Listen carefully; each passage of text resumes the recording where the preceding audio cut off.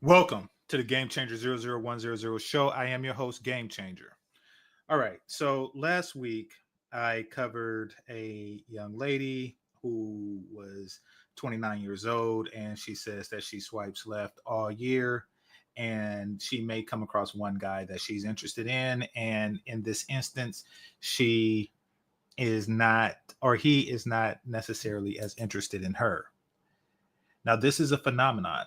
This is what's called the paradox of choice, which is a video that we're going to get into tomorrow. But today, I came across another video of another young woman who is married, and she's really more on the religious side. She kind of reminds me of Myron from, what's that show called? Family Matters. And y'all know I had a thing, or I had a crush on Myron. She also played Justine on Cosby Show. So hit that like button. We're definitely going to get into it. And she had an interesting perspective, and she talks about the rise of femcels, or female incels, so to speak.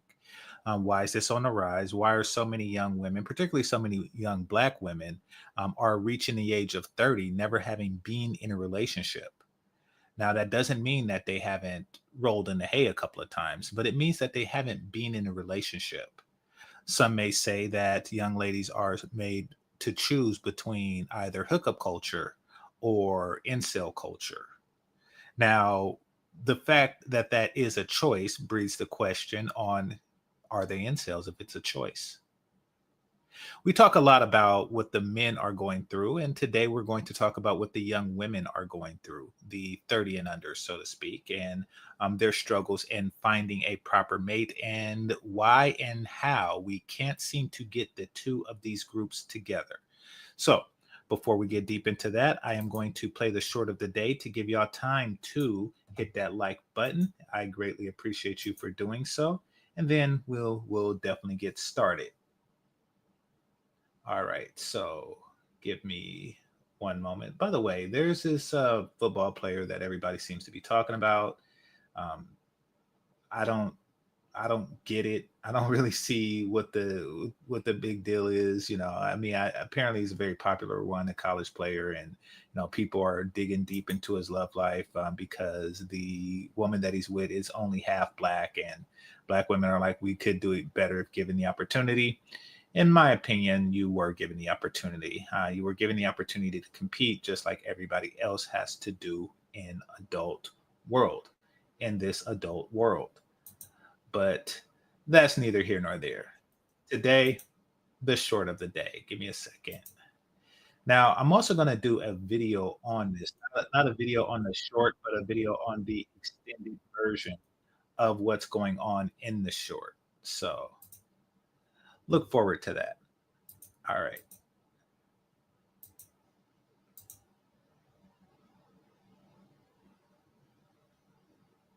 Here we go.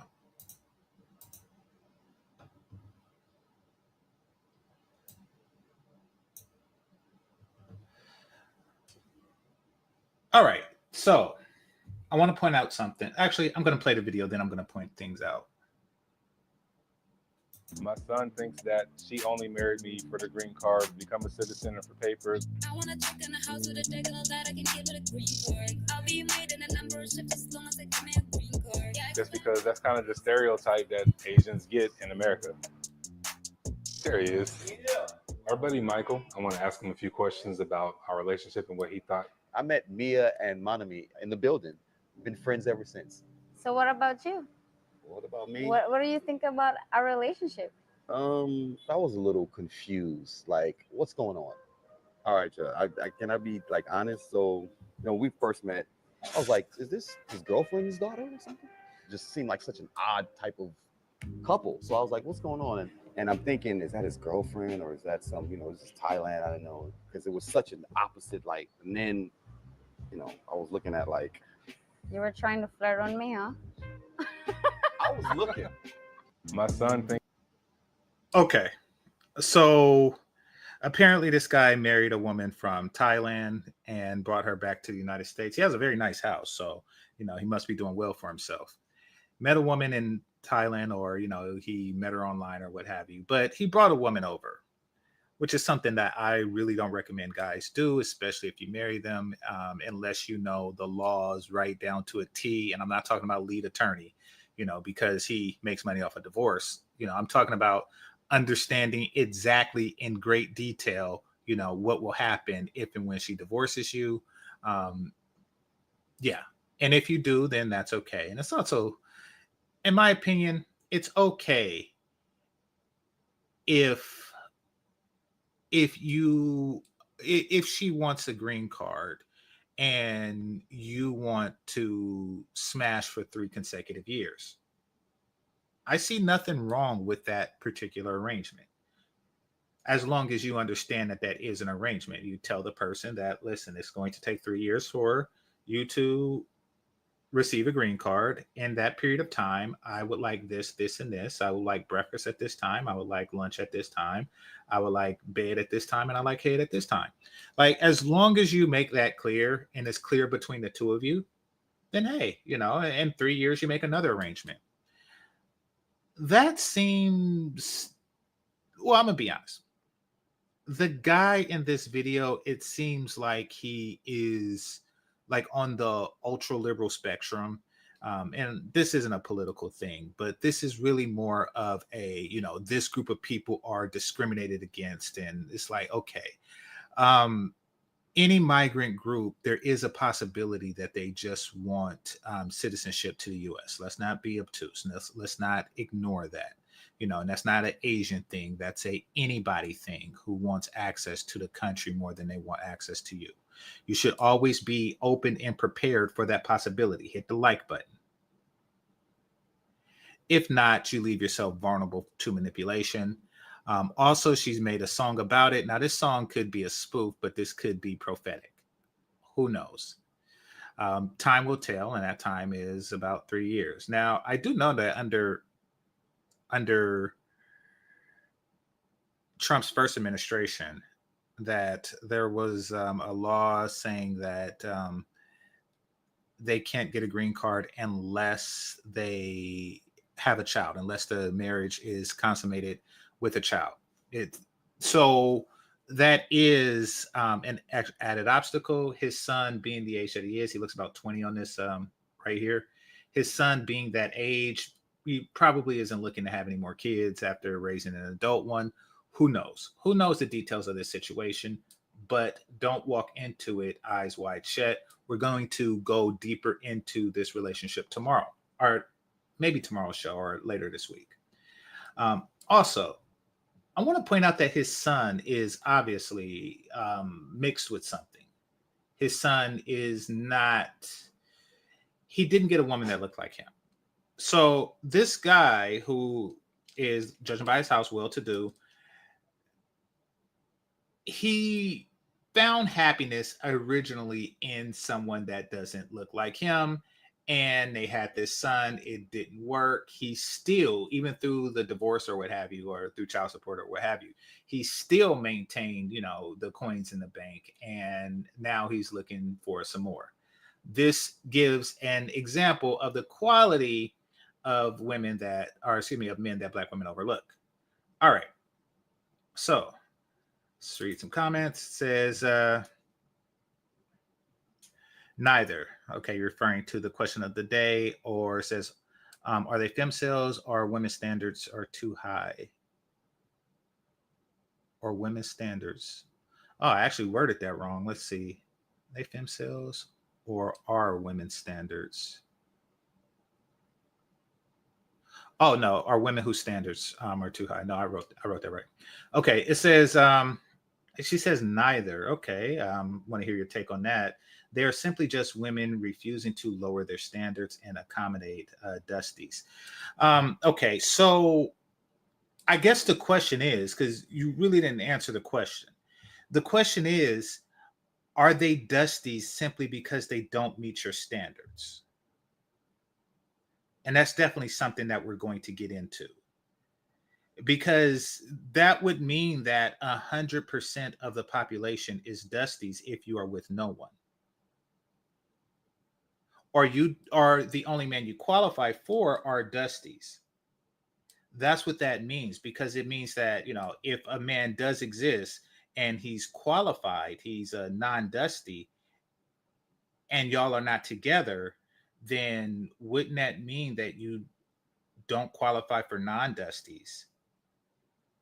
Which a person can conclusively say that you only qualify for dusties. And I'm not talking about you, I'm talking about the hypothetical person that you're referring to.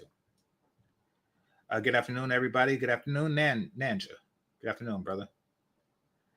All right. It says all Black women's standards are too high. We're definitely going to get into that. There is some truth to that. I mean, we try to avoid using the word all because it just gives the know all people a chance to say that. But the collective majority, or enough to sway the scales in that trajectory is definitely true. It's definitely true. Their standards are too high for what they're offering. And that can be said about anything. A person could say that about California prices, California home prices. You can say that about most things. It's too much for a 2-bedroom condo. So yeah, definitely. 100%. All right. So greatly appreciate that. Here, let me stop this. And we will get on to the topic and show of the day. Hit that like button. We'll get started.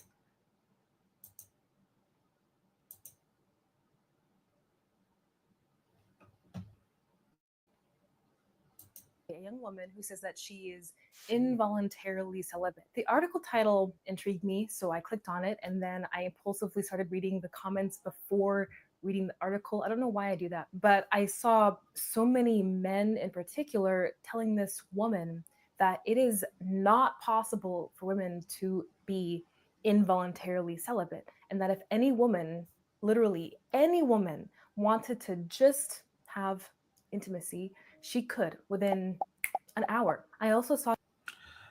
Okay. Do you agree or disagree with that statement? It's been like a week since I watched it, so I'm not sure if she says she agree or disagree. So let's listen.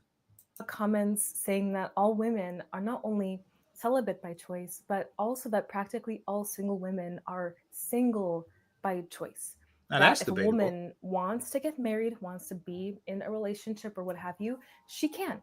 The only thing that's holding her back from what she wants is what she wants, her standards. Those comments also really intrigued me. The entire topic intrigued me. Is it true that modern women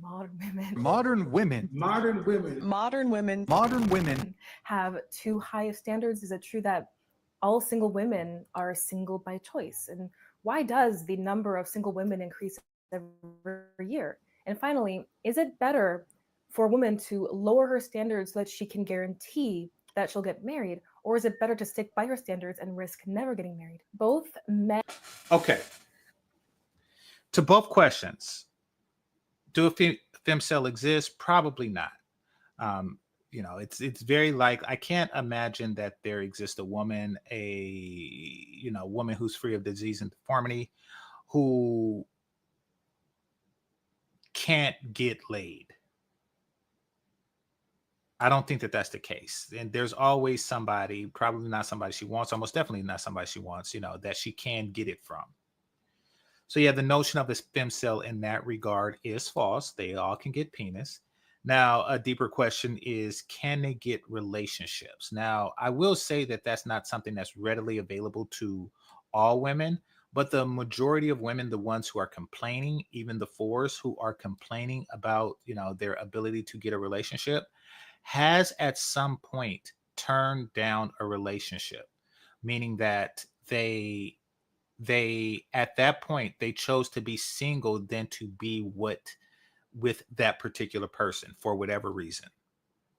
Now, I think that the question of this video really should be, and the one that's raised in the chat room, is, are they justified in determining if this person is ill qualified? That's where the high standards coming from. Like they all could be in a relationship. It's just that none of the guys that want to be in a relationship with them are qualified for them, according to their opinion. Meaning that when they shoot down a guy, they'd rather be single than be with that particular guy. Is that justified? That's what we're going to get into.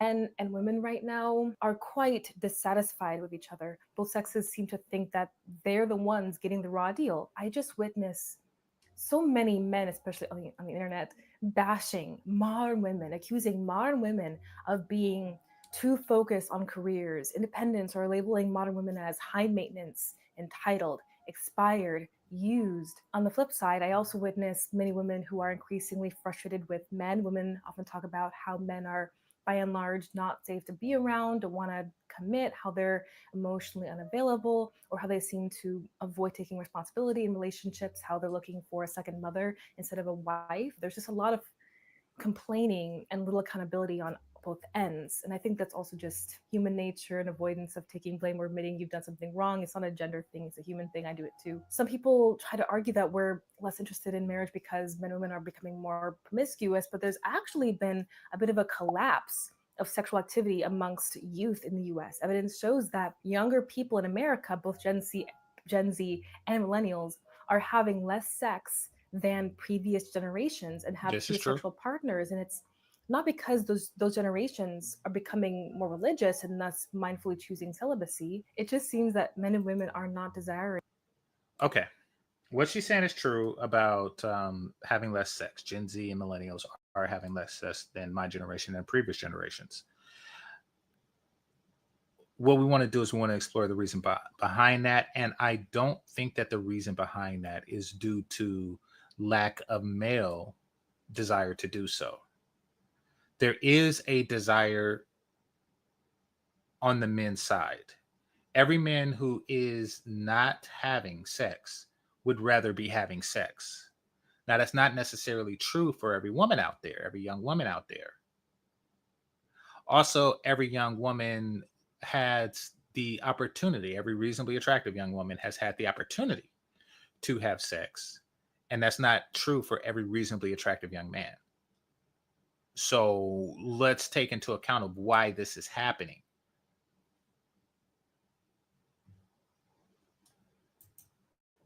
Each other much more like we used to. And this isn't just exclusive to the US. There's phenomena like herbivore men in Japan who are men who are not interested in flesh or sexual activity. And there's the 4B movement in South Korea now spreading to the West, which is about women who are making the active choice to not associate romantically or sexually with men for feminist reasons. So why is this happening? I'm not going to pretend I know exactly why. All I can really do is present some potential arguments. But first, regardless of whether or not your standards are too high, one of the best ways to ensure that you have the confidence to actually go after what you believe you deserve in every facet of life, not just in love, is by investing in your health and fitness. I personally lost about 15 pounds since June. And although I love to go to the gym, because I have a toddler, that's not always a possibility. So having access to a great at-home fitness regimen is Okay, this is possible. Take all of the her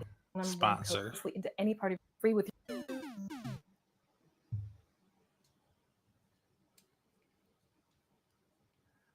All right, give it a second. This is commercial. Let's see what the chat room has to say. Oh, no, this is an interesting comment here. I'm definitely going to respond to this one. What is going on with this? In past generations, okay, let me pause it. All right. It says, anyone spending all their time creating and consuming social media content is somewhat of an incel. Yet you're here. Which is a very odd thing to say. It's like walking into a room saying that anyone in this room is an incel. Listen, this is really a hobby of anyone here. You know, it doesn't mean that you're an incel. It doesn't mean anything. I mean, typically what people do is when they want to discourage something, they say, oh yeah, you know, you're an incel if you wear orange. You know, you're an incel. Listen, okay. If you're an incel, you was an incel before you decided to do these things. Just to be clear, you were an incel before you decided to do these things. Any hobby that you developed with your spare time that you would normally use chasing women or chasing tail is going to be a wide range of things. You could say that you could go to a football stadium and say, oh yes, anybody at this particular stadium is an incel. You can go, I mean, any additional activity. You go to a martial arts studio. It's a very ridiculous thing to say. All right. It's American women's fault. They regulate the flaps. Okay. I don't know what that means. That's true for younger millennials. I'm 38. Older millennials age don't struggle as much as the ones in 35 and under. Yeah. I don't know if I could split hairs on that, but because this problem happened in like, I don't know, somewhere between 2010, 2015, older millennials did have a time period in adulthood. Hit the like button. Older millennials had a time period in adulthood where there was healthy interactions with the opposite sex. So what's happening now is that they can talk to the opposite sex more comfortably because they have a better track record with them. However, you know, the younger you are, the more that you grew up with modern women, and all you've received was this rejection mentality, this post dating app rejection mentality, which means that you have limited interaction with women, which means that when given the opportunity to be with one, you will lack experience, even if you're older. That's something that I have seen. So, yeah, that is problematic for the younger millennials. And it's unfortunate. And it's also unfortunate where at the same time, the women are used to, you know, they have more experience dealing with men, even though it's not sexual experience. They have experience dealing in conversations with men. So, you know, the expectation for you as a younger man is to come up with something new, original, to really spark their interest. And it's harder to do that with them. You're not going to hit them with game that they haven't heard before and they haven't shot down before. Before and during the more early industrial revolution, when people, women in particular, used to be compelled to create a family, to get married in order to sustain themselves, you could argue that a man didn't. Okay. Women were encouraged to have a family in order to sustain themselves. Notice how she didn't say sustain the family. I don't know if that's a Freudian thing, but it hides something deeper. Like, women's only desire for family was a selfish desire, meaning that they didn't want family for themselves. They seen it as a means to an end. So perhaps modern situations revealed something about women's nature that has always existed. We just didn't know about it because they were too busy pretending to like us and want family too. Who knows? Necessarily have to be quite as likable or attractive in order to have a wife. Competency was a more valuable trait than likability and attractiveness. And now, because women don't really require a husband's competency to survive, of course, we still rely on anonymous men's competence to survive, like farmers and construction workers. But you could argue that a woman doesn't require a husband's competence as much as we needed to, in past generations. So back then, more emphasis was put on competence, which practically any man could develop regardless of how naturally attractive he was. But now, more emphasis is put on a man's attractiveness and how likable and charismatic he is. And you could argue that excludes more men from the dating pool, from the sexual market. There's no argument. If the majority of men, adult men, are competent, and the majority of adult men aren't attractive, especially since that's something that's really subjective, but so is competent, but still are generally competent, meaning that they are self-sustaining, then are what women would consider attractive. And we're not talking about like attractive within a reasonable threshold, meaning free of disease and deformities. We're talking attractive by a woman's standards, which, according to the last woman that I covered, is less than 1% of the population, meaning that she swipes left 10,000 times, and she's like, "Oh, that guy's cute." So yeah, there's a whole different. It's not even up for debate. Marketplace. I'm not a fan of that term, by the way, but it's the only concise term that comes to mind at the moment. Women can simply be more picky now. Women now marry primarily for desire instead of primarily for necessity, and that is likely going to result in fewer unions. Women often want a guy who's sweet, but also a guy who's tough, a feminist who likes to open doors and pay for stuff, a man who's extremely attractive but doesn't obsess over his looks, a man who gets along with his mom but's not a mommy's boy. That was from Bo Burnham's Lower Your Expectations song on Netflix. It's supposed to just be funny, but there isn't not truth there. You can also argue that without the secure potential future of an intimate and particularly sexual relationship with a woman, and then the lack of children that comes after that, men have less motivation than ever to become better. I'm not at all saying that a lack of female attention and a legacy is valid grounds for complacency, not at all. I'm just trying to look at it from a man's perspective. Okay, I'll pause right there for a second because she definitely has a point as far as it's stunting and stifling a man's motivation to do better in life.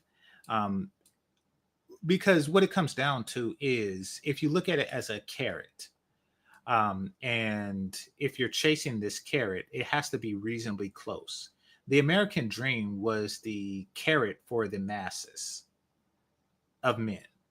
It's like, okay, if you do this, you work hard and blah, blah, blah, blah, blah, blah. You get the wife, the 2 kids, and, the white picket fence and, the dog.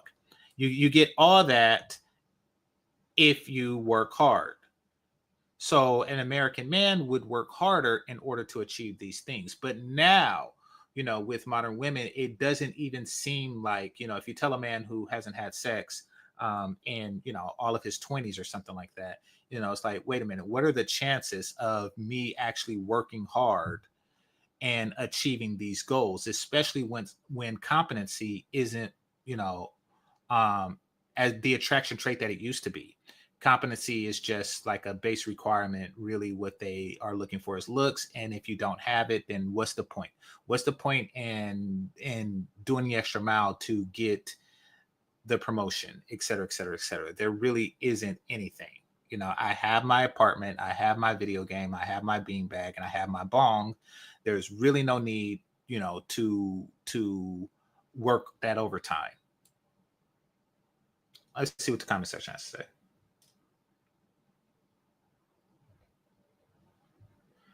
Okay, let's see. Here we go.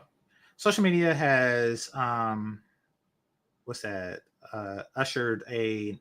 Ushered this era of rejection. Also in 2018, the FOSTA SESTA Act removed the access of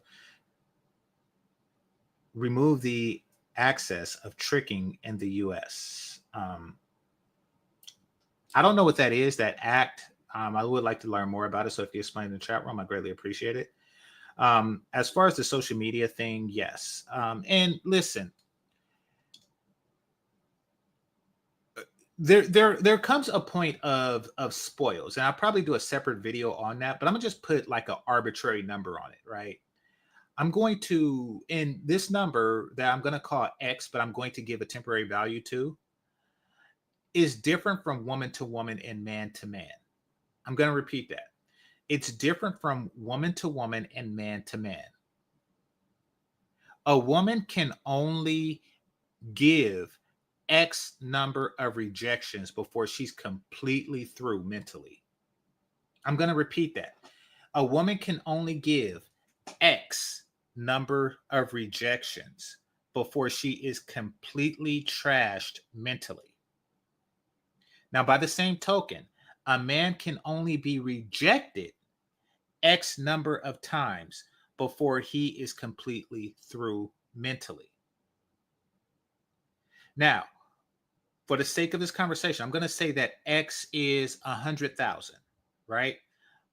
For a woman, meaning that once a woman has rejected 100,000 men, she is completely through. Now, through could mean a number of things. Through could mean that she just goes into some sprinkle mode. Could mean that she's for the street in general. It could mean that she's just used to rejection. It could mean that she really don't know how to embrace a man. It could be that she set her standards to a ridiculous plateau. No matter what, once she receives or once she has given X number of rejection, then that's pretty much it for her mentally. Now let's put the same $100,000 on a young man. He's been rejected 100,000 times, and he's just completely like, okay, maybe his confidence is shot. Maybe his, he starts to question himself, his approach. He probably is overly thirsty. He becomes simpish in a way that she no longer respects him. He becomes overly compromising. He becomes lack of experience. Once he receives X number of rejection, So now the thing about social media is that people are getting to X a lot quicker. Both men and women are getting to the number X a lot quicker. Now let's just say it's 100,000. Back in the day when guys cold approached, et cetera, women were approaching X. She starts out at say 18 and, she rejected maybe like a guy a day, 365 guys a year, which means that it would take 100 years before it would take over 100 years before she rejects 100,000 men. Even if she's rejecting one person a day, it would take over 100 years. It would take about 300 years before she rejected 100,000 guys. But today, women are getting to that 100,000 mark a lot quicker, anywhere between 5 to 10 years. So they are reaching this psychological point of no return a lot sooner. And the same for a man. Even if he were to cold approach once or twice a day, it would still take him centuries, to get to that 100,000 mark. However, guys are just going left, or excuse me, right. And, they're only getting, a few responses. They're reaching a rejection threshold a lot quicker and a lot sooner also. And social media did foster that.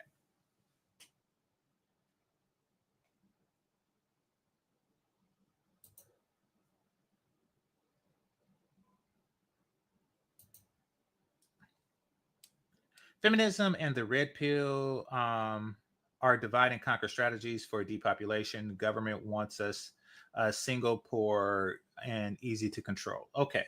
I don't know if it's the government more as like business America, the oligarchs, people like that. Corporate America is the word I'm looking for. I think it's more corporate America that wants that, because what does the government have to gain from fewer people to pay taxes? And you don't really control people that don't exist. The birth rate is trash. The government don't want people, they don't want the majority of the population past working and fighting age. What do they have to gain from that? So no, it is corporate America that want that. Now, as far as feminism and the red pill is a response to feminism. It's not the opposite of it, meaning feminism existed long before, perhaps even 100 years before the red pill existed. And the red pill is a retaliation against that. Make no mistake, the red pill came because the population was already depopulated.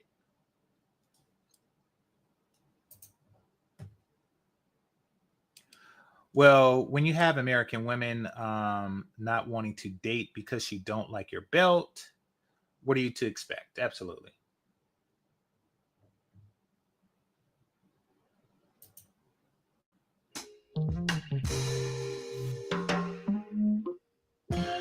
Men are also less inspired, I suppose, to become attractive and competent due to the ability to see naked women via free internet adult content. The axiom men were better men when it was harder to see boobs comes to mind. In the past, in America, for instance, before the mid-20th century, if a man wanted to see a naked woman, he had to either be good enough to get married or pay a prostitute and then risk all the diseases that came along with that because of the lack of reliable prophylactics. There was sometimes erotica in art or literature, public baths, or live erotic shows that you could attend with a bunch of other men next to you. But now, a man can access incredibly addictive, explicit, hardcore content of any kind literally within 5 seconds of wanting to. That not only de-incentivizes men to attract a real woman or be attractive enough to attract a real woman, it creates unrealistic standards in his mind. It warps how he views women, how he treats women, thus making the men who consume it likely less attractive to women anyways. This is actually a significant problem because the vast majority of men access pornography on a regular basis. We're talking 70 to 80% of men between the ages of 18 and 35 access it at least monthly, and then around 60 to 63% of men in that age group access it multiple times per week. And that actually could be a larger figure because not all men are necessarily going to be honest about their habit. That means that the kind of men that you might go on a date with as a young woman look at that stuff multiple times a week. Most likely, it would be naive to think that that does not significantly impact male and female relations. I have a lot of empathy for these men because the Okay, I'm gonna stop right there for a second. I'm not one of the people that she's talking about that lie about it. I am a consumer of corn, so to speak. And has my mentals as it relate to women been affected by it? Perhaps. Perhaps. Has it been the thing that ended a relationship or the beginning of an end of a relationship? No. No. The only thing I could think of is it made me do things as far as like an idea, a sexual idea. It made me want to pursue this particular sexual idea. And then at that point, she can veto it if she likes. That's really the beginning and end of it. You see, she's not taking into account that women are all over the place when it comes to their lustful desires. And she mentioned earlier how they're consuming based on looks. Well, looks is a lustful thing. It is. You know, it's a physical thing, just like sex itself is a physical thing. So, which means that they are now choosing based on their own physical desires. Now, the absence, which means that you're dealing with a lot more carnal females as it begin with, and this would probably help you match their carnal nature and desires, or at least have a greater understanding of your own. I don't really see the problem with it, but I do understand that overconsumption of anything, including that, and especially that, can lead to a lot of problems. But I don't think that that's the norm. I could be wrong. You know, I could be wrong. I'm from a completely different generation than the one she's talking about. But I don't think that young men are over consuming, and if so, then that's probably a side effect of what I was talking about before, you know, about the sexlessness of younger men, and you know, just the rejection rate is far too high. So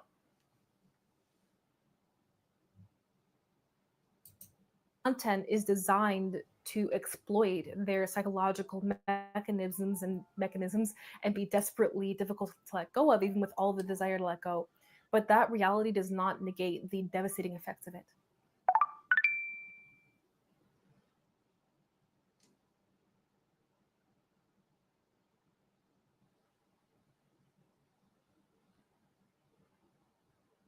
okay, that's buffering. So let me read some comments while that happens. It says, "Why does women from Why does women from seems to result I in truly the believe that one of the seem to result in the death of society, and they seem to enjoy it. I think you're talking about the population decline. Um, it's not that. Okay, here's the thing. I think that modern women are addicted to modern lifestyle. It's intoxicating. It's blinding. It's blindingly fun. It's to the point where it's hard to stop. Just like if seen a person who's addicted to a hard narcotic or something like that, it's like, yes, they understand the damage that it's doing to them, but like Pookie said, it just keep calling me, it just keep calling me. They know what they're doing, has a greater effect and impact on both their future selves and their present selves, in general stuff. But it's just so intoxicating. The rush of looking at your phone screen and having all of this interest, because believe it or not, there is a dopamine rush that women get when a man shows interest. They're getting a ridiculous excess of that. They're getting that to a ridiculous degree, to the point that it does function as a narcotic. Now, when they're addicted to this narcotic, they're not really thinking about the future of human civilization. They just like, no, I just want this rush. And if I'm ever in a relationship, then I will no longer get this rush. I'll no longer get this rush of guys competing for my attention.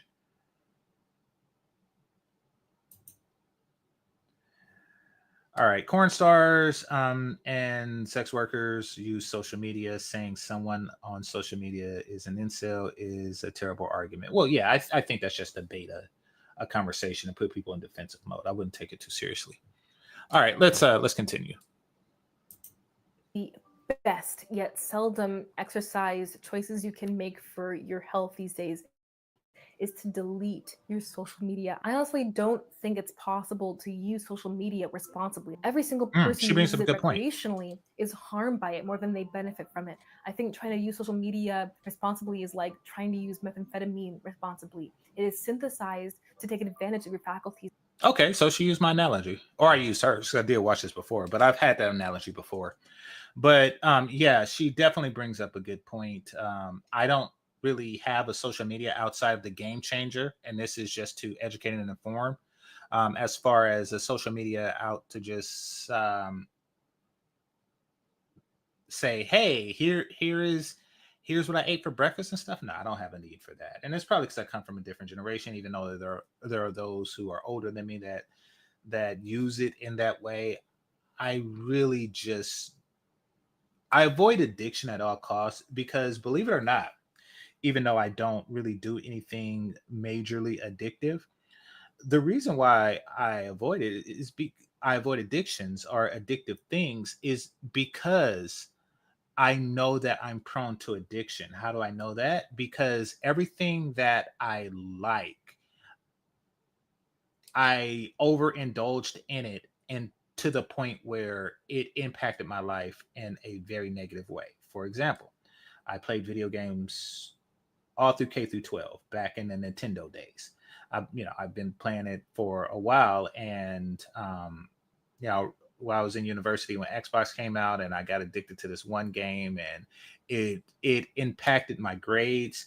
It impacted my sustainability in relationships, both short and long term, meaning to the point where I'll get a DTF call and I'll say I'll be right there, and then I'll say something like, right after I finish this part in the video game, and I will continue, until the next day, just leaving her unread. So it was that bad. So I had to kick completely. I don't own a video game system right now. I'm not a person that can function well and be addicted to something. And that's probably why I just innately avoided social media. Okay, let's see. All right, I read that one. And because women change their mind like the wind, picking via desire is not sustainable. Absolutely. Well said. All right, somebody said nothing wrong with that. Well, as I stated before, anything that's done to excess is bad. Anything done to assess is bad, and games are more important. It depends. It depends on a short term, because I don't remember what game it was I was playing, so I don't know. It is inherently addictive. It is designed that way to drain as much as it can from you. You should not try to fight something like that. You should try to flee from it and run away from it. Similar to lust, we should flee from lust instead of trying to fight it or try to maneuver around it. I see this as someone who uses Instagram. I hate it. I hate how much I like it. I hate how I both like using it, but also it makes me feel so numb, distracted, paralyzed, gluttonous. It's a gluttony. And it's a huge reason why so many people are having trouble dating. It fosters incredibly superficial connections. It I agree. fosters the paradox of choice. It makes you fall into comparison traps. We're It going to makes get you into the insecure. paradox of It choice. encourages lust.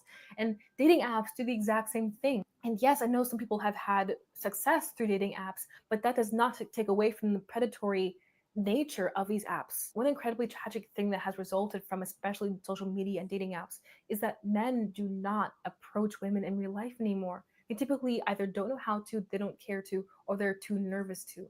Men are also even Okay. Yes. Yes, I have heard that men are not approaching in real life anymore. I do think that men are reaching their rejection threshold because of dating apps far too quickly, far too early in life, meaning that, let's just take somebody who is Austin Holloman's age, and who is like 25, 26 years old. He has reached his rejection threshold very, very, very early in life. I'll put it like this. I believe, and this isn't because anything is innately bad with him, physically or otherwise. This is just the social climate it is. He probably, by the time he was 25, has been rejected more times than I have by the time I was, say, 40. And that's not because I'm more handsome than him or something like that. It's simply because of social media. He's out there more to get rejected. It's like, I don't know. I never use like a swipe app, but I could just imagine like a person swiping 100 times a day. Like me, like at my height, and this is if I was out, like if I just so happen to be at a concert or a theme park or something like that, or the size show. Those from the town know what I'm talking about. Like at most, it's anywhere between 3 to 6 approaches that I would do a day, and so the rejection would reflect that. Whatever, even if the percent is the same as a modern young man, it's still not as much. So yeah, it is. And after that, after receiving so many failures, why would you want that in person? I mean, of course men have thicker skin and blah blah blah blah blah blah, but there's still only so much a brother can take before he's just like, okay, forget it. And then not only that, and I've come across this problem too. Well, not so much with cold approach, but I have come across this problem as well. And that is, I really don't want to add to these broads' ego. Like, I don't really see a rejection as a rejection anymore. I see it as, dang, I just added to this broad's ego. So the only time I approach is when it's worth it. If I look at a woman and I say, something, she should have an ego. It's okay if she's conceited. It's okay if she's not interested because she's just that bad. I don't mind getting rejected by that. But, those rejections where it's like, oh man, it's been a while, so I'm going to lower the bar. And then you walk up to her and she rejects you. It's like you just added to this broad's ego. So that's what I have a problem with. And that's why I'm so hard on brothers that be, dating them big ones, because it's like, man, you just add to these big broads' ego, and they are undeserving of it. But the chick in the gym who's working on the booty muscle, with the ghostly outline of the six pack, it's like, hey, I mean, I could add to her ego. She deserves it. So that's my thoughts on that. Let's see what some of your thoughts are. It says, let's see. She just proved your point. Mentioned a list of 20 things. List of 20 plus things looking in a man, but she's whack. So the woman on the screen, and maybe I'm biased because she falls into a both aesthetically somewhat and personality wise, she mirrors somebody that I've had a crush on for a long time. May she rest in peace. And that is Myra from Family Matters. Myra is very religious, but she's always been like this perfect chick. And maybe because of that, I'm overlooking some of her flaws. But describe to me, how do you feel that she's whack? I'm curious.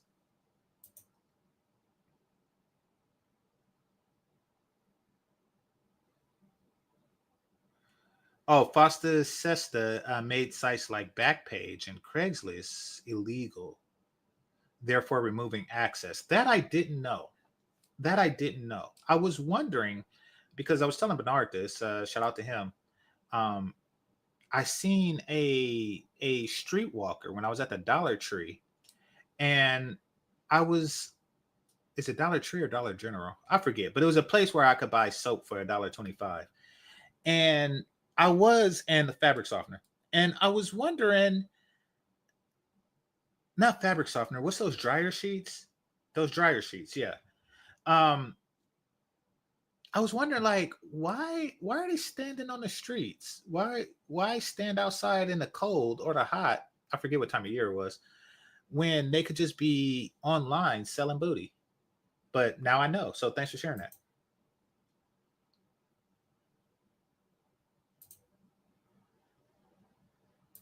Okay, let's see. Comparing feminism to red pill is highly disingenuous. Yes, one is in defense and one is in aggression. So absolutely, it's a false equivalence. The wealth of a state is in its children. Absolutely.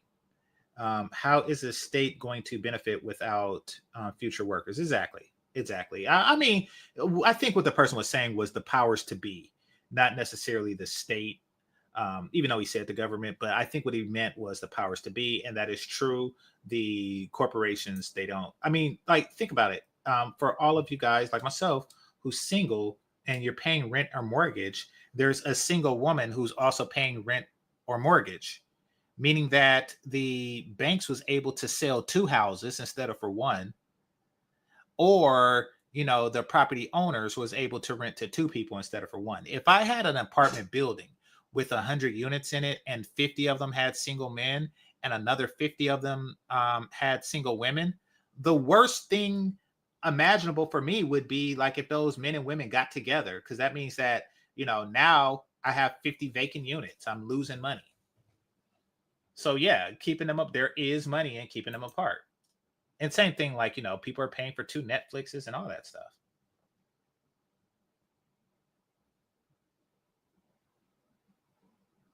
Has nothing to do with videos, has something to do with their bad attitudes. Absolutely. And I can tell you that I don't think that there is a genre of porn where people are looking for women with bad attitudes. And I know that there's all kinds out there. If you wanted to see a naked woman, do they have anything else? Do they want men to want women for? Oh, good point. Yeah, I think that she still wants to hold on to that bait. She still wants to hold on to that bait to stare men in, or to snare men in. Absolutely. All right, I'll do a couple more of these. Then I'm gonna play. All right, it says dealing with women changed how I look at women, not the interest. I think that once you change how you look at women, you become less interested. I think that that's a natural byproduct. because you're taken away from this sugar and spice and everything nice image of them. And, you know, it'll change how you're interested in them. Let's put it like that. All right. They don't have anything else now. They brag about not doing anything, even being affectionate. Yeah. Okay, Chris Takes. I see your comments in the comment section, and I apologize, brother. I will respond to each of them. By the way, comment in the comment section. I'll do my best to respond to as many as I can. But yeah, I see you, brother. I just haven't got around to typing back. But it says watching porn affects your ability to date, but literally being on OnlyFans model doesn't. Yeah, I think she is overlooking that, but she is overlooking that extremely. Absolutely.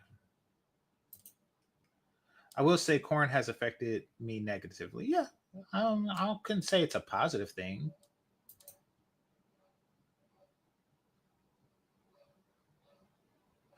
Who would want the real thing or a video if they didn't have bad attitudes? Absolutely. To say that people are choosing corn over the real thing is disingenuous. But if the real thing is difficult to obtain, and as it is, according to her own stats, then of course they will take a substitute. And that's all that is for many people, is a substitute.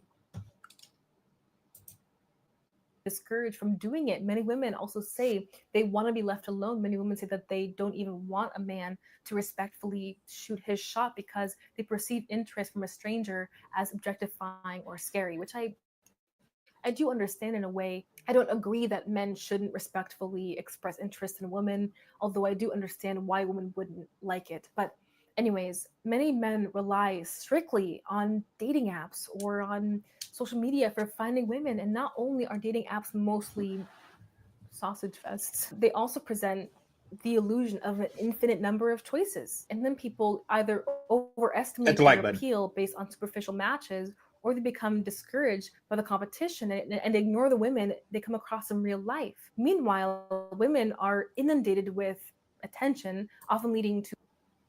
Okay.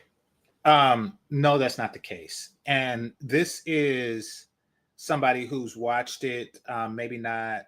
I didn't have the same access to it, but this is somebody who's been watching it for quite some time, even if I had to dip into my dad's collection. And I can tell you that no, it doesn't. It doesn't. I always preferred the real thing. Now, as sex becomes less accessible, that doesn't change. Like, it doesn't change with porn. Like men are not approaching as much because sex is less accessible, meaning that the venture doesn't yield a reward. It's kind of like making a video game too hard. There was one game, I forget, years ago, where they thought it would be cool to just have a boss that couldn't be beaten. And that was just frustrating. I was like, oh, what's the whole point in this? And I didn't know, this was before the internet. I can't remember that game. But anyway, so stuff like that. Stuff like it's like, all right, it's really not worth the hoops. And that has nothing to do with corn. To burnout or cynicism toward genuine connections. It's a cycle that leaves both sides feeling disillusioned and disconnected. If you are going to date online, I would just recommend bringing any connections you may make there into real life as soon as possible, while being safe, of course. Don't leave it online.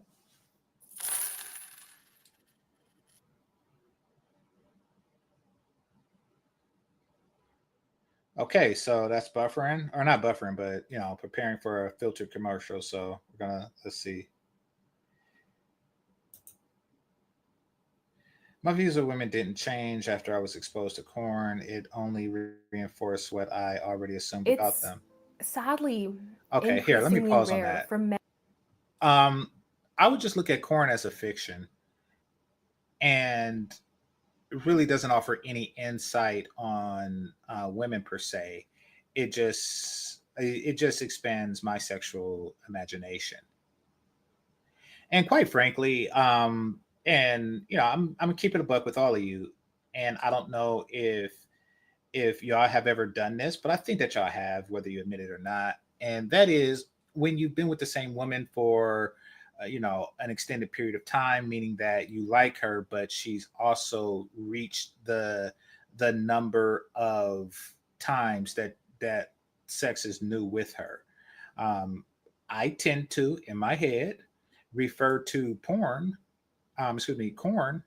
as as a reference, like, instead of for in order to maintain interest in the situation that I'm currently in, meaning that I'm not with her, I am reenacting this particular scene that I seen, I don't know, a month ago or 2 months ago or something like that. Like, okay, I am revisiting my imagination instead of for being in the moment. Now, she don't know that I'm doing this because I make effort to hide the fact that I'm doing that, and I have the mental discipline to not scream out the wrong name or something like that. But nevertheless, it does that for me, which I think is perfectly healthy. But maybe I'm a lunatic. Who knows?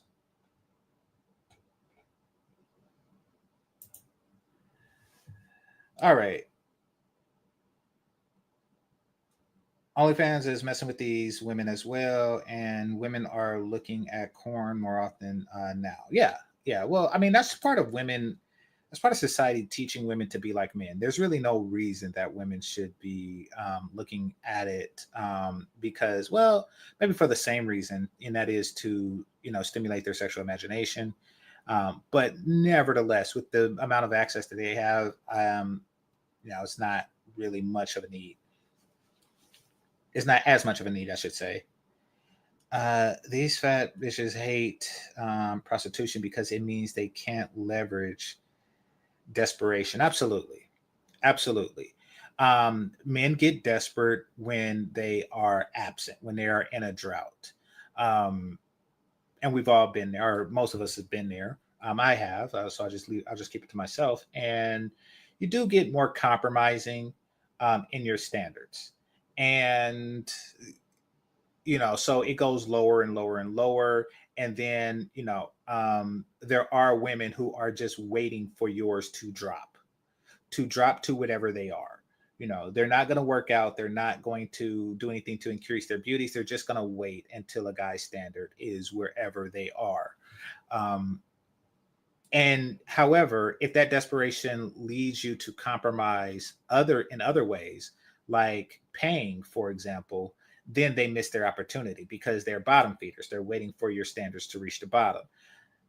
But before it reaches that point, you don't went out and spent a dime on a dime, and then now it's going to be some time before your standards lower again.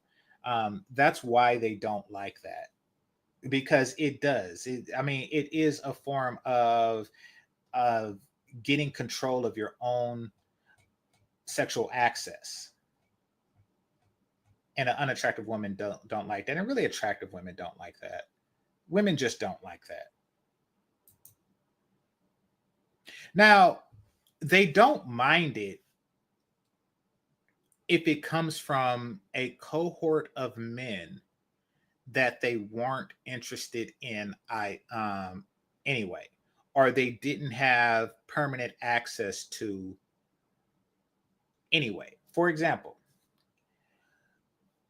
back in the 40s, 50s, 60s, back in the day, when that type of work was relegated to black women and their customer base was white men,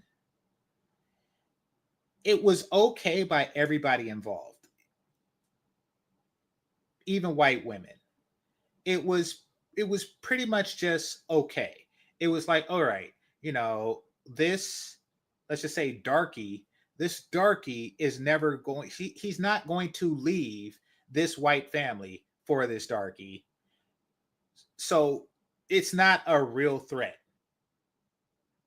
And on her side, it's like, okay, I'm not taking anything, I'm not my friends, these are not my friends' husbands or boyfriends or would-be husbands or boyfriends that I could leverage desperation from.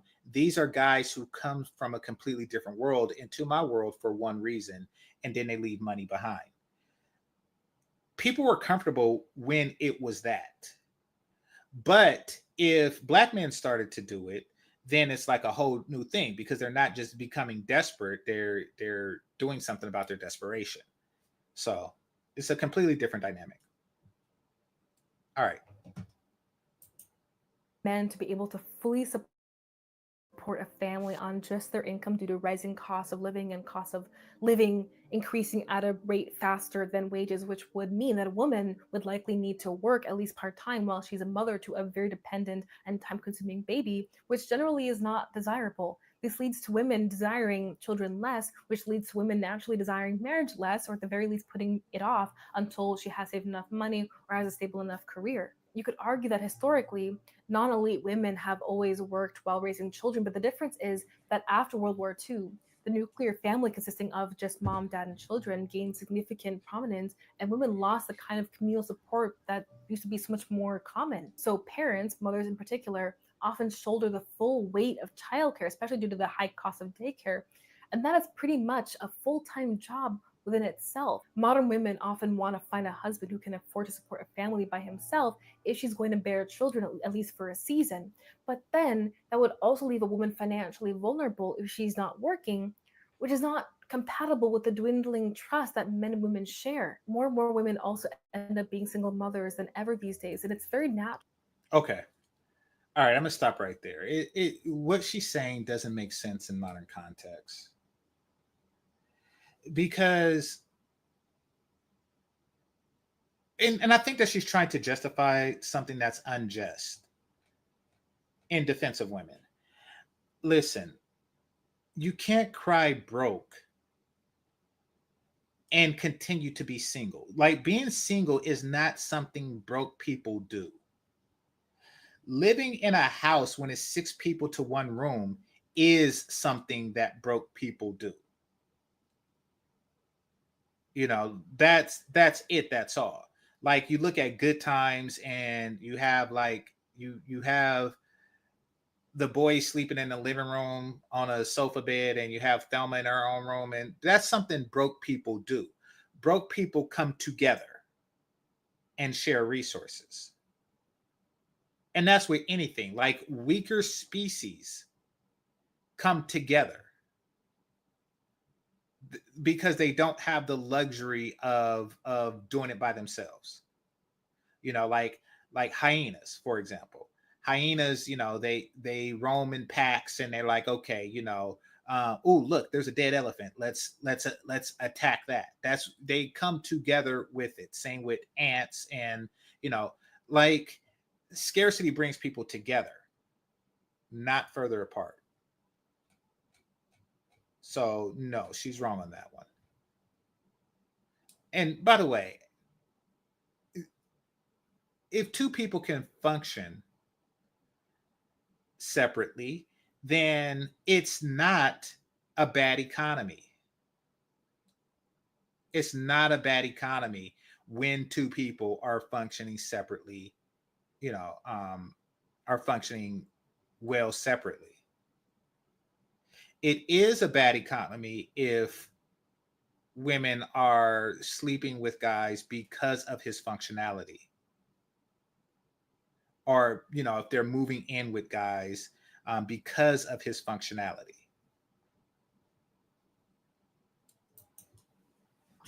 For women without children to see that and err on the side of caution. It may seem like I'm agreeing with the conclusion of the child-free movement, but I'm really just trying to empathize and see it from their perspective. I don't agree with the conclusion that it's better to not have kids. I have a daughter and would love at least 1 or 2 more children, but I do understand the hesitancy to bear children these days. I understand that part, yeah. But she should explain that to single mothers. So I wanted to save the most obvious reason for the rise in singleness for the end, because this talking point has become rather repetitive. The point that women are increasingly encouraged to build a career and to be independent instead of encouraged to become wives and mothers. This is An true. argument that boys are not raised to be men anymore and girls are not raised to be women anymore. Parents, especially Gen X and beyond, often even admit that they don't raise their boys and girls differently. I certainly was not raised with my gender in mind. I personally wasn't taught about the beauty of femininity. I wasn't taught about Agreed. how to really navigate the world as a woman in particular and all the particular challenges. Agreed. Now she's cooking. Now she's bringing up good points. And she has been through, there's some I agree with, some I disagree with. So I'm not going to say this is the first time, but no, now she's on it. She understands that, um, this whole men are men and women are women, girls are girls and boys are boys thing, that hasn't been a part of child rearing for a very long time. We send girls and boys to school together to learn the same thing, to essentially become the same type of person. Not realizing that they're biologically and psychologically completely different. And that needs to be taken into consideration. And that's why you have these girls or these women who will hit a certain age, and then they say, "Oh, wait a minute, I didn't have no kids. Like, why is my vagina dry? And his penis is still penising." It's like, well, because we're biologically different. It's because we're biologically different. Like, a man spending the bulk of his youth overseas defending the nation or something like that is not as much of a loss if a woman were to decide to do it, for one, for a number of reasons. But the main reason is, you know, your fertile years are ridiculously fewer than a man's fertile years. And you shouldn't be spending them doing what men do. Point blank, period. Every year you're in medical school, you is a child not born. Like, every year you're getting your sociology degree or just some stupid crap, is a child not born. You can't really, which is not true for men. You can't, yeah, you just can't raise women like men, and you can't raise men like women. And it goes on both sides. Oh no, you need emotional intelligence. You need to get in touch with your emotional side. It's like, listen, the world doesn't care, and the same society that you're raising these boys in is not gonna care. You're a bitch. And that's what it's going to come down to. And you're not going to realize this until you're locked up and somebody call you that. You're not going to realize, just try that crap.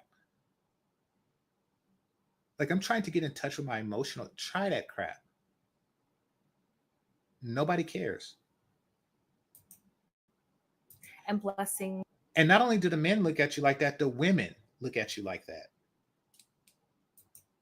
Of what existing as a woman consists of.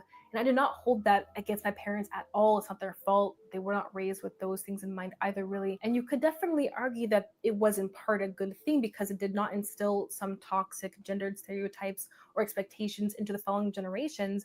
But you can also argue that this means that men are not going to necessarily embody the kind of masculine traits that women will always want, namely the kinds of traits that make a woman feel safe and secure, and vice versa, of course. And that's going to result in more single people. Parents have also taken a step back from helping their children get married. It actually used to be quite common for parents to be matchmakers of sorts for their children, but that widely declined after the rise of especially urbanization, individualism, and changing the gender norms. So now the question is,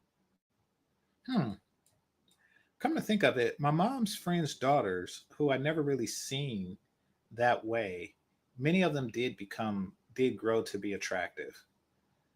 Um, but if my mom tried to set something up, which she didn't, thankfully, I would feel restricted and just wronged, because she would be taking my ability to choose for myself and explore for myself, because it's not like a regular relationship. We're talking about like if black people did the whole arranged marriage thing or arranged relationship thing, or they hooked you up, like their friend from church, and this is their son, and you have a daughter. It is, and it's like the Starks and the Baratheons. It's like, I have a son, you have a daughter. Let's join this family. I think that generations would rebel against that. I know I would have. And you can't just break up because there's a whole family scandal and everything. So it takes away a man's ability to play the field. But since young men aren't really playing the field anyway, then it probably would be a plus. What do you do? What do you do as perhaps a single woman who almost desperately wants a husband and children, but who also doesn't want to settle? This may be an unpopular opinion, but I generally think that for those who do earnestly have the desire to experience that kind of love, life will not seem full enough without it. There's likely always going to be dissatisfaction without it, but also because the relationships that you have with your spouse and your children are arguably the most intimate, meaningful, impactful relationships you could ever have, apart from your relationship to God. I do absolutely believe that it is much better for a woman to remain single than to settle for a man she does not want, just so that she can have a man. But that axiom does not leave much hope for those who would likely always desire love. So I want to give you some pointers that will hopefully help you find what you're looking for.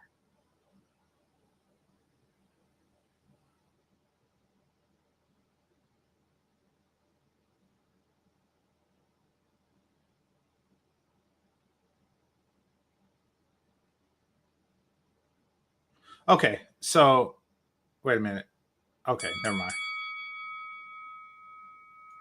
I don't love the word I'm about to use, but I think to a certain extent, if you want to attract one of the fewer men who is physically attractive, shares your values, is wholesome, is kind yet masculine, generous, makes a good amount of money, however you want to define good, and all the other standards you may have, you have to kind of compete. You have to be the kind of woman. Okay, if you have to tell a woman that, then it means her standards are too high. Too high. If you have to tell a woman that she has to compete for the men at the top, it means that her standards are too high to begin with. Now, once she start competing and winning, then her standards would be where they should be. But once she's competing, but if she's not competing and she actually has to listen to this advice, then she was batting outside of her league. That man would want. I do in some ways like the axiom of be yourself. I think it has some merit, but in this dating landscape, I think you have to compete a little bit. Okay, she's off. Competing is not being yourself.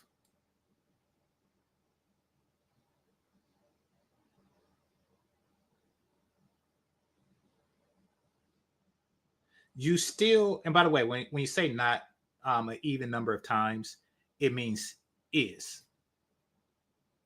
So competing is being yourself. If being competitive is part of who you are. I mean, like being the best, like who does that? What type of man goes out, works out, get a six pack and say, I'm not me anymore? Like he gets rid of the dad bod and says, yes, but I'm not me anymore. Like, do you define yourself as the lesser version of yourself, or the lesser desirable version of yourself? Or is yourself who you work to become and who you are as a result of your works? Who gets a raise or a promotion and they and get the enormous income that comes with it and then say, I'm not myself? What type of man makes it to the NBA, NFL? What's that? NBL? What's the baseball league? Like who does that and say, I'm not myself? What kind of man gets an Olympic gold medal and say, yeah, I'm no longer myself because before I wasn't an Olympiad and a gold medalist, but now that I am, I'm not myself. MLB, thank you. So who does that? You know, and that's a problem with Black women. That's one of the many problems. And that is I like to keep it real. So they don't go to the gym and they don't compete in any way, shape, or form because they feel that changing themselves is not being themselves. It's not keeping it real. You're stupid.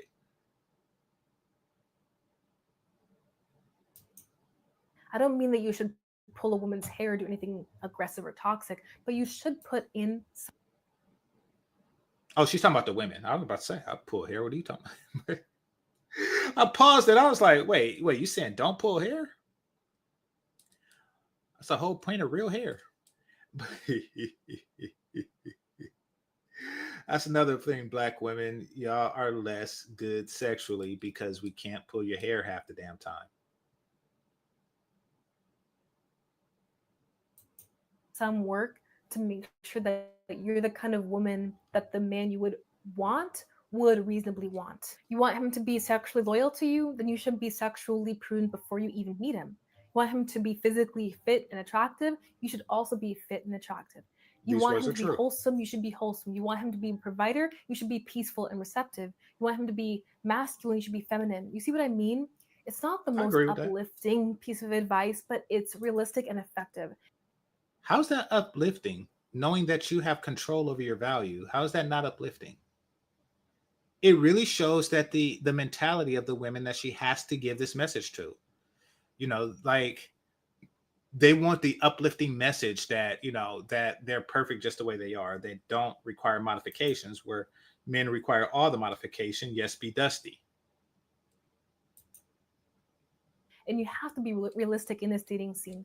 It's naive and a bit arrogant to think that you can have that kind of man without having those compatible traits. This does not mean you should overhaul your personality. This just means that you should realistically cultivate the qualities and values that align with the kind of man that you desire. Speaking of being realistic, you need to divide your preferences from your standards. Sometimes. All right. This is one of my favorite parts of the video, and I do remember this part.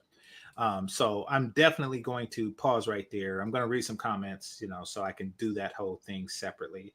It says they want what celebs got. Absolutely. I mean, that's the way celebrities work, really. I mean, you know, they sell a fantasy and they want you to do that. Absolutely. When they get around elite status men and entertainment, all standards are gone. All physical standards are gone. But I mean, like being an elite status man in entertainment is part of the standards. You know, you've met that standard by getting there. What Donald Trump said years ago, or at least he was ousted for saying this years ago, grab him by the pussy when you're rich and famous. Absolutely. But yeah, I think that that's a true thing. I've never been rich and famous, but I do think that it was probably more true when he said it than it is now. But yes, that's definitely a real thing. You know, women are attracted to that. I remember reading a manifesto by Maya, the singer Maya, the woman who eventually married herself. She's attractive to me. And by the way, women of the 90s, musicians of the 90s, the Lauryn Hills, the Alicia Keys, the Mayas, the Brandys, the Monicas, you know, these women were ridiculously more attractive and more talented than Sexy Red Sukihanas or whatever trash music y'all listen to today. Like by a ridiculously wide, enormous margin, they were better. And Maya was one of, let's not forget, rest in peace, Aaliyah. Let's not forget, rest in peace, Aaliyah. You know, I forgot about that. Oh my gosh. That was just ridiculous. Tragic loss. So these women were a lot more attractive. And Maya, she wrote a manifesto. And she said in it that one Valentine's Day, she flew from the East Coast. I think she's from Atlanta or something like that, or DC. She flew from the East Coast to California to be with some dude to surprise him on Valentine's Day, just to find out that he was already in bed with what she called a, quote, more popular entertainer.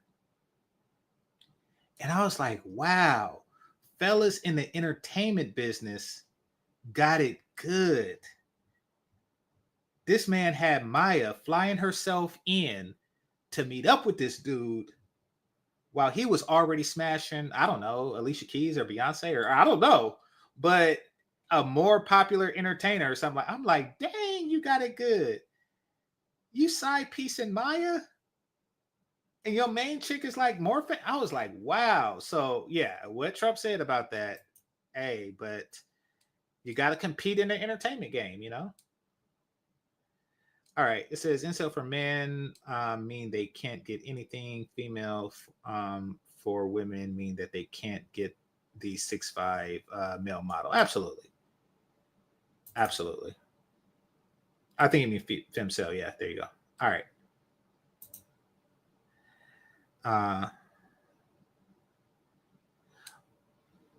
Aren't incels the reasons that some of them are successful? You talking about OnlyFans people or something? I don't know. You sent it to somebody. Late 90s, 2000, around 2005, completely different, access to different species. Yes, absolutely. And, you know, it was for the social media reasons that I stated before.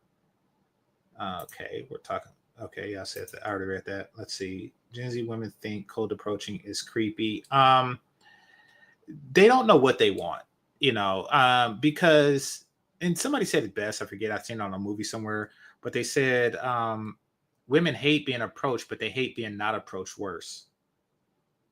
Is what it is. Women are crazy.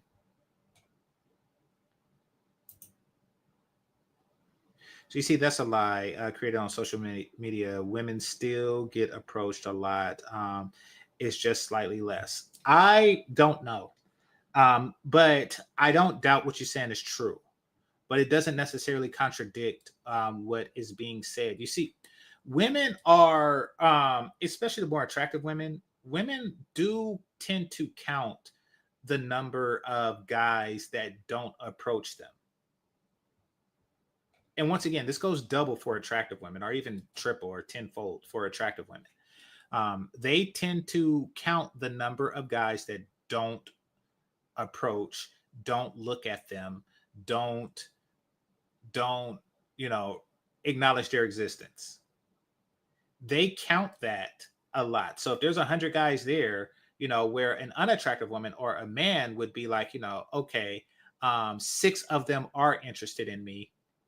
In that same scenario, they would say, you know, holy crap, 94 men aren't interested in me. That's the way they think. Now, if you're used to like 96% or 96 men being, you know, interested in you or showing you some type of choosing signals or looking at you or something like that, if you're used to that and you're not getting it, then it's a whole different thing because you don't set up a bar for yourself. So yeah, absolutely. They will be more sensitive to a slight decline.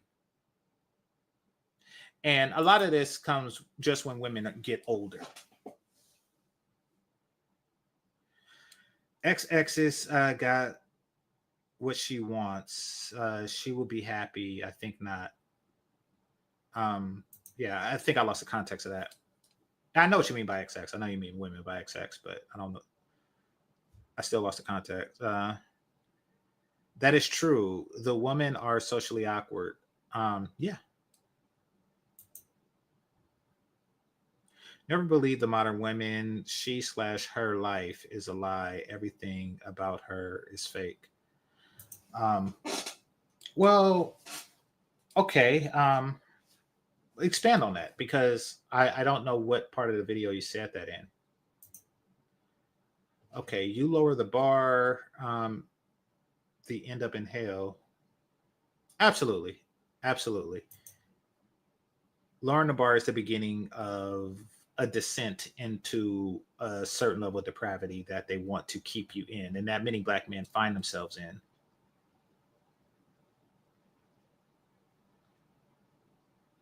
Why would any man want to be around miserable creatures? Well, we eat miserable creatures. I mean, you know, we do so because it benefits us to do so.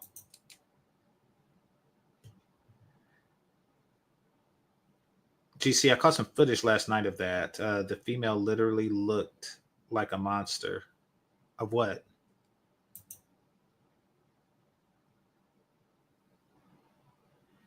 Men always choose quality over quantity. I think you have that in reverse. I think you have that in reverse, especially when dealing with black men. We've always, like when we say it's a numbers game, and the light skinned dude that was on Kendra G saying, you have to approach this amount and, not fear the rejection. That's definitely a mentality of quantity over quality. I think black men have not embraced quality in quite some time because there is a deficit of quality in our community.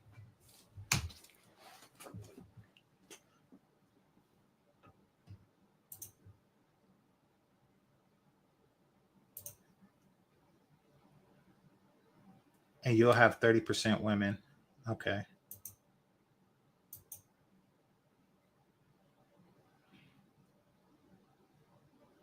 All right, let's see.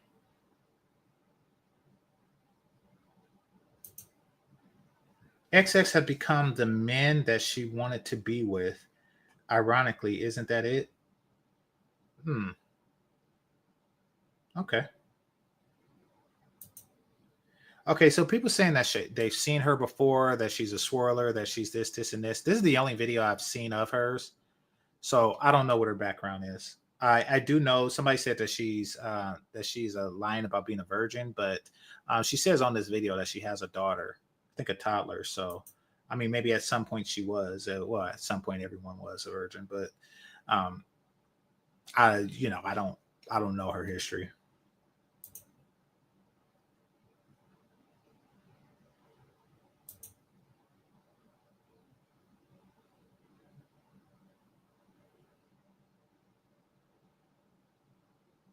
It's not a men who have choice paralysis based because of too many options.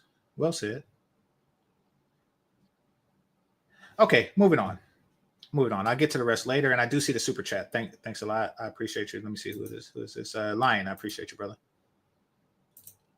Cultivate the qualities and values that align with the kind of man that you desire. Speaking of being realistic, you need to divide your preferences from your standards. Sometimes I watch the Pop the Balloon show on YouTube, the one with the lovely, well-spoken female host Arlette, I think her name is, and it's a really entertaining show, and it gives you a peek into the modern dating scene. And very often I see women and men writing off someone due to them not meeting a preference instead of a standard. Hello, welcome in. Come on a little closer. Come on in. Don't be scared. My name is Tiffany, and I'm 26. And I initially popped it because of the outfit. Renee, I'm 25. I popped my balloon because of basically the height. I think you're very handsome, and I love that you're giving back to your community with working with the kids. But yeah, it was just the height. You're gorgeous, but I don't like the outfit. Appreciate it. But I can't do the lashes, like. And that is your prerogative, but you should be wise and discerning with that kind of approach, in my opinion. Distinguishing between preferences and standards is crucial because preferences often reflect superficial or situational desires, while standards pertain to core values, compatibility, and mutual respect, right? So for instance, when it comes to looks, a preference would be only dating men 6 feet tall and over. Meanwhile, a standard would be only dating men who take care of their health and appearance. When it comes to money, a preference would be only dating a doctor or a lawyer or a basketball player. A standard would be only dating men who exhibit financial security and a good work ethic. When it comes to personality, a preference would be wanting someone who is always the life of the party. A standard would be someone who's kind and who you genuinely enjoy being around. You see what I mean? If you conflate preferences with standards, then you're likely going to set yourself up for failure. A good way to... Okay, what she just said there was brilliant, but it doesn't mesh with modern times. It doesn't mesh with modern times. It unfortunately doesn't, and that's why women are in the situation that they're in. Because what she's saying, standards, far too many guys meet a woman's standards, and far too few guys meet a woman's preferences. Now, what do I mean when I say too many meet their standards? If women were to just embrace half of the guys that are in their DMs or in their what's it, what do you call it with Tinder or Bumble or something like that? If women were to swipe right on half the guys, have the guys who are healthy, the guys who meet basic standards, then how would they distinguish from that? Like, how would they call the herd from that? Let's just say they get like 100 in a day, like, so they still have 50 guys like that they have to determine their personalities. That's going to take time. How long does it take to vet 50 guys? Like, I mean, so, and that's why they move to preferences to take that 50 down. But unfortunately, that takes it down to very few, and those few are everyone's preferences. And then they have that problem, which is why social media or social dating is just not going to, it's just not, it's just not, and really all forms of that, it's really not. All right, hit the like button, people.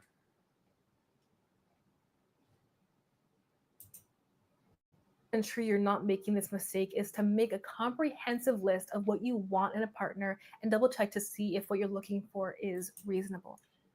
Now, if one woman went with her standards model as she described it, and she only dealt with guys who and she didn't do the social media thing, then that's completely different, because in real life she's only going to meet like probably around 10 guys a month. And I'm using like a woman of her physical attractiveness, but probably like 10 guys a month will probably approach her. And it's like, okay, it's easy to vet through these 10. And because she's going off of standards and not preferences, it's like, okay, the third guy seems to meet my standards, so we're going to stick with this. And then that's when love, baby, marriage, baby carriage thing come into effect. All right, let me read the super chat before it gets too old. I left a comment under this video a few days ago. Okay.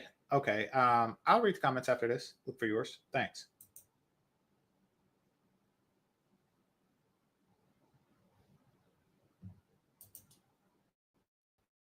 Here's an example of a comprehensive list that a young Christian woman might make in no particular order. Firstly, he's Christian.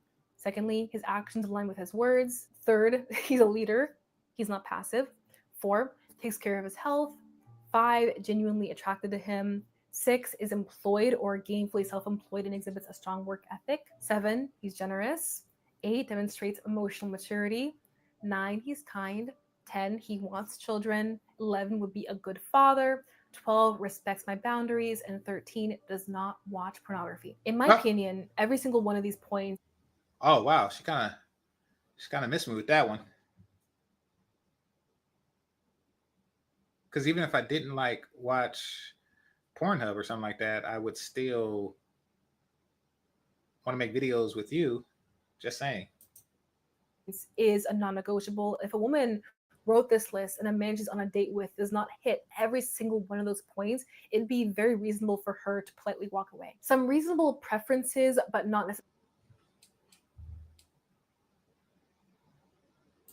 If a woman wrote this list and a man she's on a date with does not hit every single one of those points, it'd be very reasonable for her to politely walk away. Okay. I wouldn't mind walking away from a situation like that. That's a reason. She had a reasonable list, and she said, "Listen, I can't get with a dude that watch porn." Like, okay, I understand that, and then I walk away. Y'all got me confused with rest in peace, Alan Roger Curry. No, if I were to meet a woman I'm attracted to and she gave me that list, and on that list is a guy that, that watches porn, guess what I'm not going to admit to doing? Guess what I'm not going to admit to doing?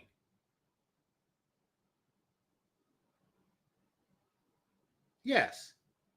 Call me a liar, call me an asshole, call me a person who cheats in the game, call me anything you want. But she'll be calling me that with her mouth full. Like, what kind of crap is that? Yes, I lie. Now, well, would I lie in this particular situation? Nah. If I think that she's genuinely a good-hearted person, I'm not going to. I'll just let her be. I'll just let her be. But that's at my discretion. And that's because I would feel at the time that she's a good-hearted person. However, most women are not good-hearted people and they deserve to be lied to your benefit. I'm going to repeat this. Most women are not good-hearted people and they deserve to be lied to your benefit. And just because a woman is good to you, that doesn't mean that she is a good-hearted person. Okay, let's be clear on that. This is, if she's treating the waitress like trash, and then she gives me a list like this, like, okay, I got something for you. If she tells you about how she's living off of her baby daddy's child support, then it's like, oh, really? I have no problem with lying to certain women. To certain women.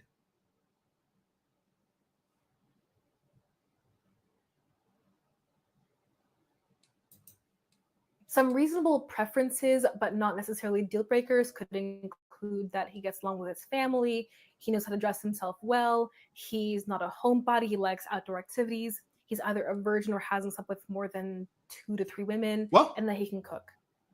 Wait, what?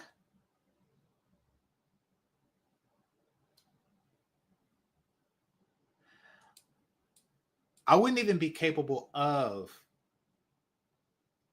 lying about that. If I did, she would be able to see right through it, because it would put me into a category, and that's because I'm in my 40s. It would mean that I had very few relationships, but they were very long term. Like I was married twice. But if you just had two or 3 sexual encounters, short-term relationships over a span of over 20 adult years, then you're an incel. And because, over 20 years, you've only spent a couple of days of that sleeping with someone. So yeah, there's no way around that. That's definitely a lose-lose. I wouldn't even be able to lie, because she'd be like, okay, well, what happened? Or, what have you been doing with yourself in the last 20 plus years of adulthood, if you're a virgin? And your only answer to that's acceptable to her is not watching porn. Yes, I mean, yeah, that's easier. That's yeah. She probably wants a younger dude, because yeah. I wouldn't even be able to lie to that one unless she's stupid. Yeah, that's the only way. Yeah, that's the only way that would make sense. A 20-year-old dude, yeah. Like, no, I have actually been a virgin all the way to my 40s, and I haven't watched porn in that whole time. That's weird. Those are very reasonable preferences, but they're not exactly universal deal breakers. But regardless of what exactly your list looks like, I recommend to always ask yourself, will this preference impact the quality of our connection or the strength of our relationship? 2, could someone who does not meet this preference still embody the qualities I truly value? And 3, how would I feel if someone wrote me off because I didn't embody this preference or standard? All right, let's talk about having a type. Especially if the kind of men you usually date aren't working out for you, I recommend not being afraid of being open to men who may not be your usual type. This does not negate the necessity to stick by your standards. This is more about what we discussed before, letting go of certain familiar preferences and being at least a bit receptive to new traits. For instance, if you usually go for tattoo-less men, perhaps try to go on a date with a man with tattoos. If you usually go for very assertive, outgoing men, try going on a date with a more reserved, introverted man. Sometimes someone may not seem compatible with you because a certain trait or multiple traits they have challenge you or push you to think differently, and that's not always a bad thing.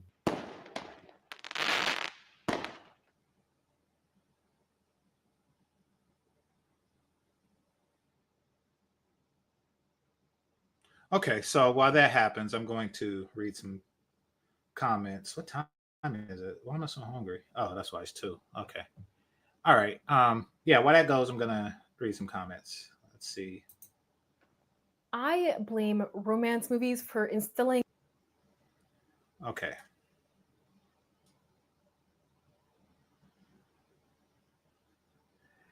Imagine sitting at the dinner table with you and your husband. I won't imagine that. I won't imagine myself with a husband. And one of your children asks you this, Mom, what made you want to marry Dad? And your response, and you respond with the following: Well, I had low standards. Um, okay.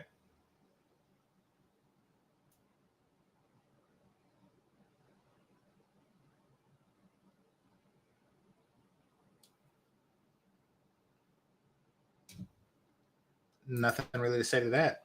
It says, doesn't matter. It doesn't matter women all about looks, height, and swag. Let's not forget money. Looks, money, status. Yeah. Why are Black ladies the only ethnic group asked to have low standards when it comes to dating and mating? Because y'all have the highest standards and offer the least. Very simple. Y'all demand the most and offer the least of what men want. And really the least of what women want. Yeah. Yeah. That's why. First of all, I'm not even sure if the first part is true, but I'm going to just, give that to you for the sake of this conversation. But that's why. It's kind of like when they say, why are Black men, why is all this attention given to Black men and boys and their education? It's because we are suffering the most under the current educational practices. Like, we have the lowest grades. That's why. I mean, that question is the equivalent to, like, why is so much military aid given to the Ukraine? Because they need it the most. Okay. Black ladies are the only women whose standards on average are way higher than their work. Oh, yeah. So you said what I said. Yeah. Also, how do you think it makes a man feel when he finds out that the reason why you married him was because your standards were low? How would that make him feel? Great. Great. I hope for the day that Chloe Bailey lower her standards to me. Hell are you talking about? It feels great. If Chloe Bailey was to say, hey, Game Changer, the reason why I'm sucking your penis is because of my low standards. I'm like, whoo. Oh, thank goodness. You can keep going now. You think I give a shit? And you want to know what's funny? Every Black relationship, damn near every Black relationship, consists of Black men with lower standards and Black women who don't give a shit. Ever notice that? Modern Black relationship consists of Black men with lower standards and Black women who don't give a shit.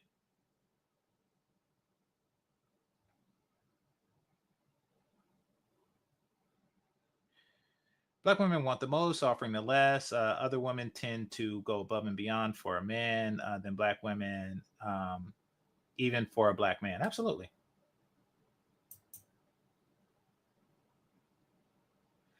You ladies and y'all standards are why these are the most single. Y'all want everything and offer nothing. Well, they offer very little.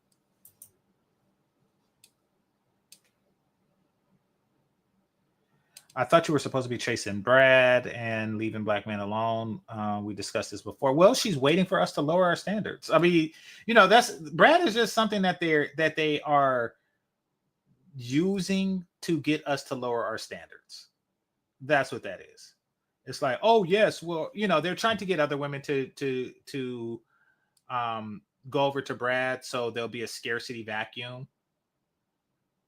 And then in that scarcity vacuum, they bring their ugly ass to my penis. Yeah, that's, I was going to say keep that to the GED brothers, but I don't think the GED brothers is going to go for that either. Other women relax their looks and height standards to find a good man. Absolutely. Like, I mean, you're going to see white guys who are not 6 foot or taller with wedding rings on. And you do see like regular mailmen and the guy that changed your tires. You do see regular white guys married all the time. Black women are at the bottom thinking we owe them something. Okay. If I were a black man, I would feel like the biggest piece of shit. Well, it's a good thing you're not. If I knew my wife felt that way, trust me, I do not give a shit. If Heyday Halle Berry lowered her standards to me, I would not give a shit. I truly wouldn't, because I got more for less. What the hell are you talking about? All right. Yeah, smart men don't care, Stone. Black women always mention money, then wonder why their relationships don't last. Yep. And it's funny because most black women, baby daddies are under 6 feet, especially Gen Z. Yeah, when they're looking for sperm, it really don't matter. When they're looking for sperm to get a check, it really don't matter. The 6 foot requirement doesn't really matter. Yeah, absolutely. Not to be funny, but black men lower their standards for black women all the time. Absolutely. Just by virtue of getting with a black woman almost definitely implies that you've lowered your standards, especially for other races of men.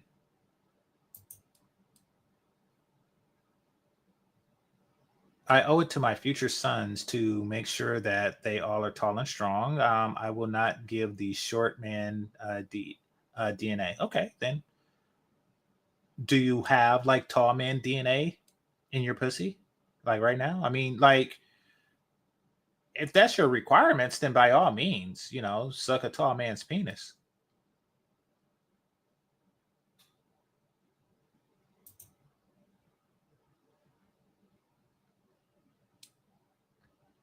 Do you see earlier I was talking about the footage I caught on called a Black Love. They were holding hands too. Okay, I didn't see that footage.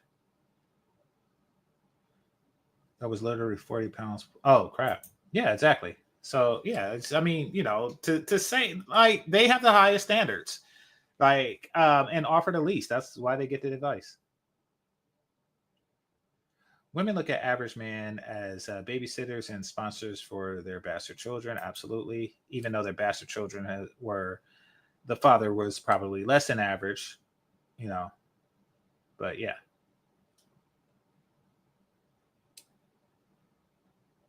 Okay. I chase no one. Also, I am attracted to all ethnic groups of men. Okay. I said tall men. I don't cheat myself because when you limit yourself, you cheat yourself. Absolutely. Absolutely. But you're limiting yourself to tall men. Just saying. All right. It says, what do you have to offer a tall man? Well, same thing women have to offer men in general, but black women will marry the average short guy, but he won't be her first choice. Well, I am nobody's first choice ever. I'm going to repeat that. I am not, nor have I ever been anyone's first choice ever. I'm not saying this because I'm the ugliest nigga on the planet or anything like that. But what I'm saying is, what the fuck? It's like, Idris B. Jordan's out there, or Michael Elba out there. Like what the fuck? What? It's like Tyrese Bedfords and shit. What do I feel that women are have a poster of me up flicking their bean to me? Fuck no. And that's even including the women who are just enamored by me. Even they probably have like another choice out there, like a fantasy that's not me. Really don't give a shit.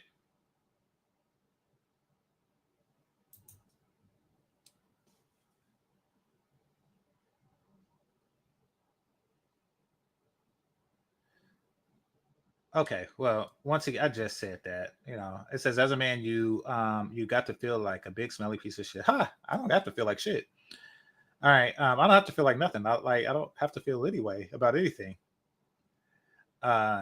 Getting with a woman who has put you in a low standards box. Absolutely. So guys shouldn't have low standards.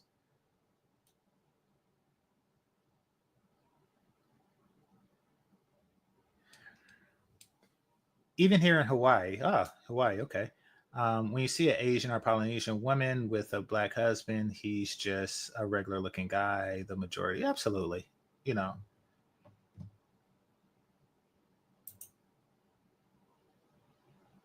They want us to care so badly. Well, it forces our standards down. You see, they want us to justify them having high standards while we have low standards, or else you should feel like a piece of shit. Like, trust me, I do not feel like a piece of shit. And even if I did, I'll just say I'm a lucky piece of shit. Like, this is me with the rich supermodel. Call me what you want. Yeah.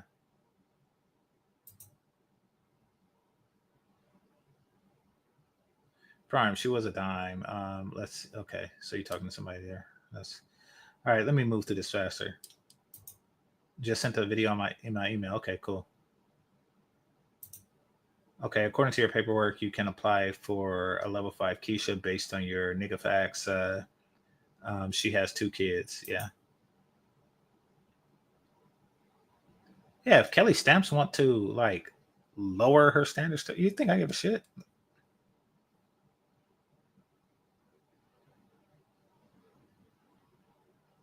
I am perfectly happy with people looking at me saying, "What is she doing with that nigga?" I am perfectly happy. All right. I am loyal, faithful, loyal to whom? Are you with someone to be loyal to? Romantic and fun. To Lee, I have a U.S. passport, and there are 3.1 billion men on this earth, so I have options. That's great.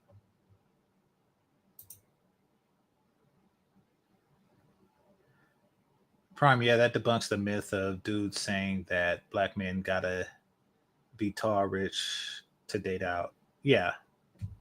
Well, the dude that I covered, I don't know how tall he was or how rich you. Okay, understand this. Understand this. And this is a very true thing for Oriental women. Even if there is this whole women just need a tall guy, their definition of tall is completely different than a black woman's definition of tall. Like by leagues and bounds different. And this is also true. And this is coming from a perspective of a guy that's 6 foot. So if you're like 5'4" or something, then you're 5'4". But as a guy that's 6 foot, and women are saying they want guys that are 6'5" or something like that, you take your 6 foot ass to like Thailand, Philippines, or any Polynesian country or something like that, Vietnam. You are like the tallest person that they have seen this year. And this year, I mean, like 2024, like most of the year is gone. If you go to these places, you will be at 6'0". You will be the tallest person that many of these women have ever seen. I'm only 6'0". And they were asking, it was maybe it's because I'm black too, but random chicks was asking if they could take a picture with me and their boyfriend, and in some cases their boyfriend, looks like their boyfriend, was the one who snapped a picture. It was very weird. It was like this, like I might as well have been a basketball star, even though I can't hoop for shit. It was very weird. So if that is your hindrance, then I would definitely recommend a place where the per capita height is very small. And that is most Oriental countries. And I know y'all hear about these 7 foot, Yao Ming, things out there. Yeah, but he's like 1 in a billion, literally. Like, I mean, it's really like a billion Chinamen, and he's one of them that just so happened to be tall. No, those are anomaly. The rank and file, you do walk all over them, and that's even through Latin America and in some parts of Africa. Some places in the world just has a bunch of short dudes on average, and women are used to it, so they're not going to hold you to that ridiculous height standard there. All right, let's continue. The idea in women that you need to feel sparks in order to move forward with a man romantically. How would you even describe sparks? It's like electricity. It's an undeniable, very strong, usually lustful pull and attraction towards someone, mixed in with acute yet strong feelings of nervousness, excitement, anxiety. Sometimes it's not even acute, it can be very long lasting. And I've personally experienced sparks, and it can be thrilling and invigorating, but sometimes love comes softly. Sparks are not required to fall in love with someone. Someone can instead make you feel secure, safe, and like you belong. Of course, there should be still attraction between you, but you don't need to feel the proverbial spark in order to have a great connection with someone. Similar to how, adult content addicts often believe that good sex must be freaky or aggressive or rough or can only get off when it's like that, women sometimes believe that good romance or good love must be all-consuming, constantly thrilling, or are only satisfied when they have an all-consuming experience. But please remember, what she's saying is true, because she's referring to the divorces that happens because I'm not happy. That means that they look at marriages as a man making a woman in a perpetual state of happiness. He must maintain her perpetual state of happiness, or else she's going to end this because, the marriage isn't what she expected. Okay. So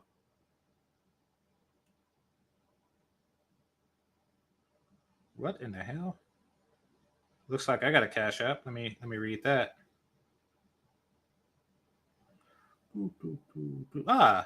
Nanga Iboko, excuse me. All right. He didn't have a message, but thanks a lot. Appreciate you, brother.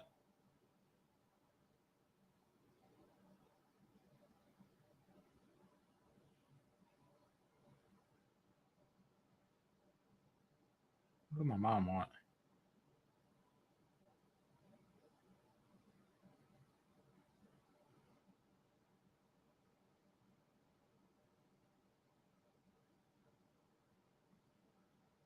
I don't know who that is. Okay. All right. Yeah. Anyway, where was I? Sparks. So yeah, there is this like unreasonable fantasy reputation or desire that they have. Now it's interesting because Black women don't really watch romance like that. They watch crazy crap like Medea. So it's really hard to say that they get it from that. that they have this whole, sparks, because I'm pretty sure everybody here is hard pressed to find like a black romance movie. Like you could say something like Love Jones, which happened like, over 30 years ago, probably, or somewhere around that, what's the black romance movie? They watch Medea, a freaking black lunatic, more than they watch romance, which means that that's not what sparks their interest. What does spark their interest is drama. And a lot of black women need to be in a perpetual state of drama in order to stay interested. Exactly. It says Love and Basketball is the last one. And that was a long time ago. That wasn't necessarily a comedy, but yeah, I get my point. It's the last romantic movie. Like, that was a long time ago. A long, long time ago. In fact, let me look it up.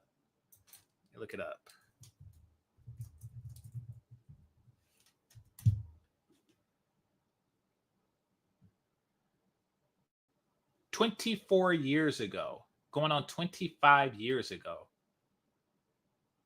That was a thing. Dang, Kyla Pratt was in that? She must be old now. Okay. Yeah, so it's not, it's not something we do in abundance, because it's not something that, and these movies are made for women, like romance drama. That's always been like women's stuff, and our women prefer drama.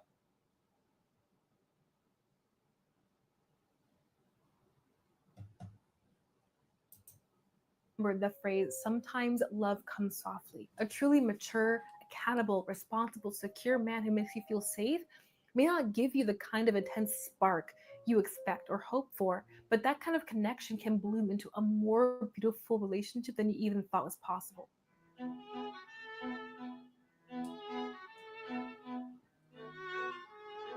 A lot of people are trying to find a long-term partner, but are dating as though they're trying to find a short-term partner. They're solely focusing on looks instead of character.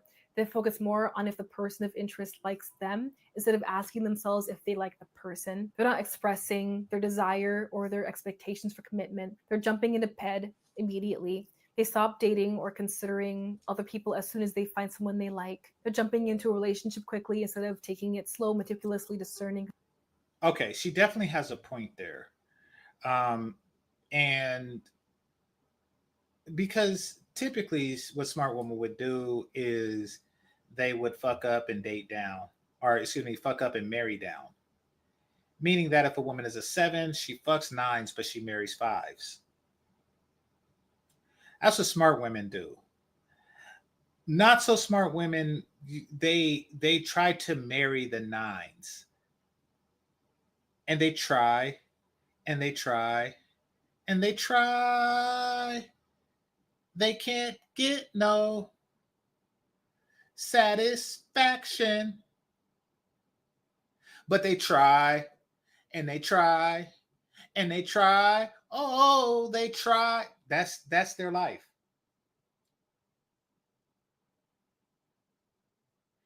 So unfortunate but true. Compatibility, they're compromising on standards just because they feel a spark. None of these choices help to lead you to And that's because men fuck down and marry up. I mean, that's hell, that's what I do. I mean, it is what it is. enduring, happy relationship. Yes, for some people it works out regardless of making these choices, but that does not mean that you should make these choices if your goal is long-term compatibility. Please do not get distracted by good looks. Use your list we talked about earlier and make sure that this person checks every single standard of yours. Instead of focusing on if they like you, focus on if you like them. Express that your goal is to get married and not just see what happens or something big like that. Celibate date, that's incredibly important. Keep control of the situation by, keeping it on lock. Don't stop dating or considering. Okay. And now we're back to the disagreeing. And it's not because I like pussy. It's not something as simple as that. It's really more to the fact of I don't like women who are attempting to use it to control men. And that's what she literally said that she's doing. Take a listen again. Years, instead of focusing on if they like you, focus on if you like them. Express that your goal is to get married and not just see what happens or something big like that. Celibate date, that's incredibly important. Keep control of the situation by once again, she's about to, close her fingers to represent closed legs, but keep control of the situation. See, I don't mind if a woman isn't promiscuous or for whatever reason, and I would determine if she's worth waiting for, at my own discretion. However, if she's saying that she's doing it so she could be in control of the situation, nope, that's a no go. And that is when I realized that she deserves to be lied to. Like, once I see, it's stuff like that. Once again, remember before I was saying she's a decent person and, I wouldn't lie to her about not watching porn or something like that. She's no longer a decent human being because she tries to use sex to control men. That's not going to play because I'll use a lie to control women. So fuck you.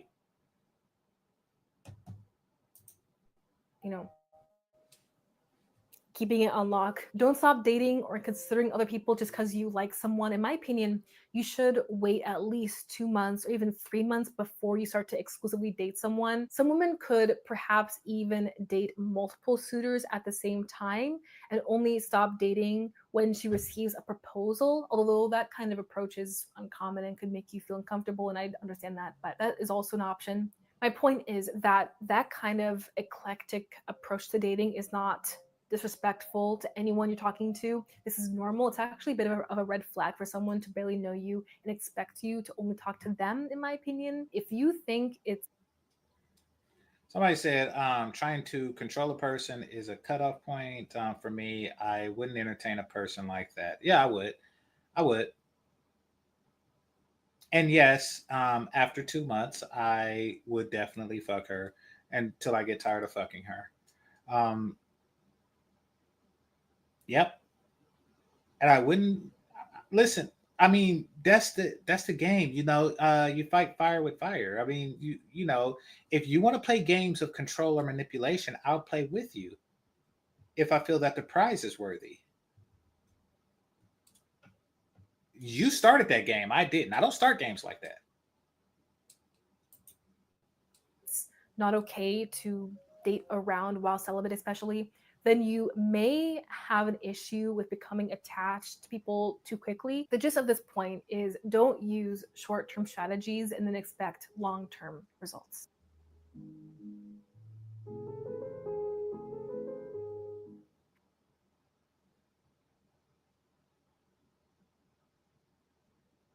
Okay, so while that's going on, let me read some comments. Hold on. And finally, all right, never mind. I would say in general, see what everyone else is doing and do the opposite, because so many people are finding it so difficult to find. That is the stupidest thing I've heard her say.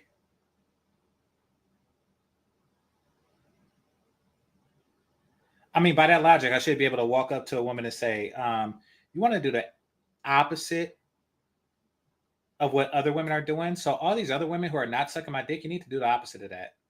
By that logic, that pickup line would work.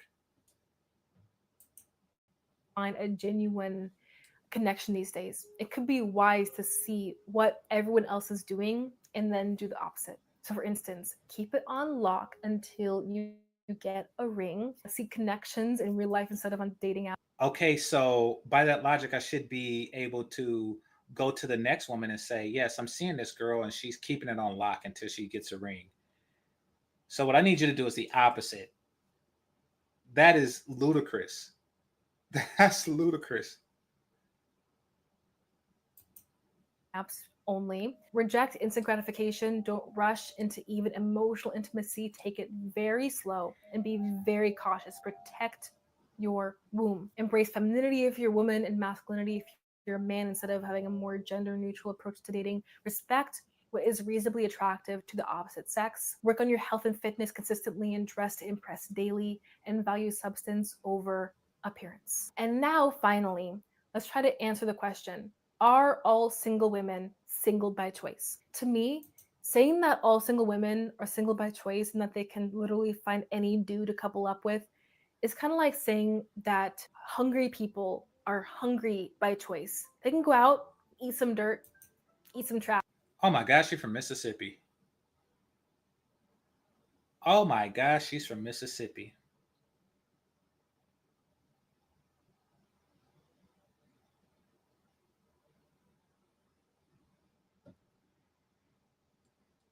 She said they can go out and eat dirt. That is a Mississippi thing to say.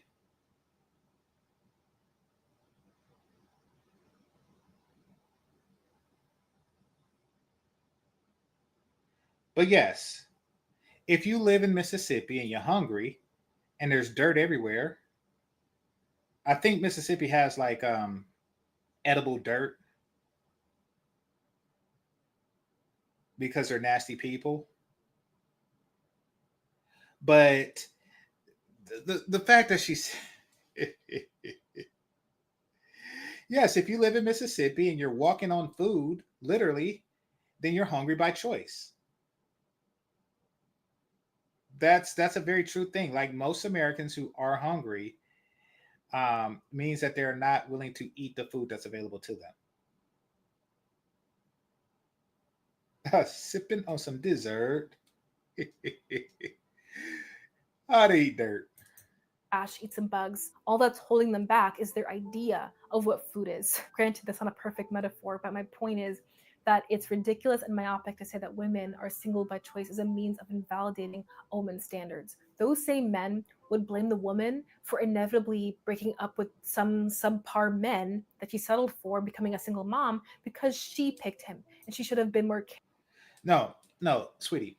If she picked poorly, okay, she's speaking from the assumption that women have few choices. No, if she had several choices, which most every creature with a vagina does, and she picked the worst of those several choices and had a child by the worst of those several choices, then we do blame them.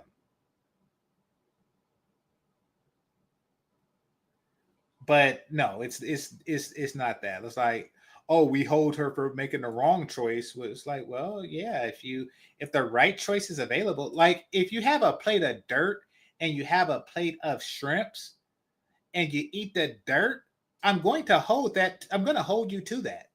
Like, I don't fault Mississippi people for eating dirt if there's nothing else to eat.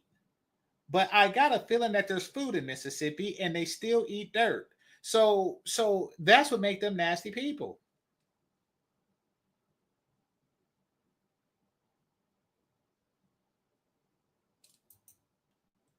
Careful when choosing a husband. Are there some women out there who have preposterous expectations? Like a man has to be 6'3", make $500,000 a year, and yet be no more than 35 years old?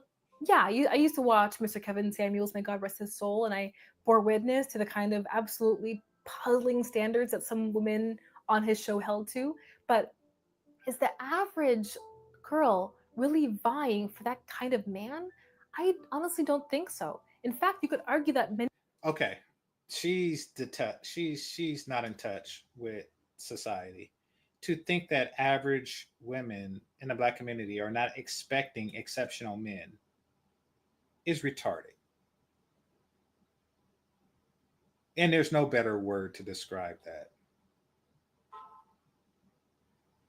Yes, if you're an average woman and you're not willing to get with an average man, you're willing to wait for an exceptional man, which is the exact premise of average at best, then that is likely why you're single. Average women don't have problems finding average men. Average women have problems finding exceptional men. And not as much of a problem as they should, in my opinion.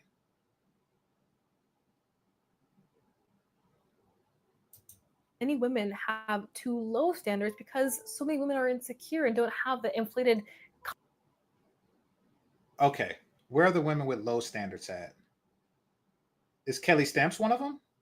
If so, have her give me a call. Yeah. Ha. Confidence and arrogance necessary to think that they only should date doctors or professional basketball players. Just like food is not just about what you could possibly put in your mouth, music is not just about hitting a bunch of notes. There's plenty of penises that they could possibly put in their mouth. Art is not just about putting colors on a canvas. Real relationships aren't made by just pairing up with anyone willing. And sex is not just about putting an appendage into a cavity. I mean, how shallow of a perspective is that?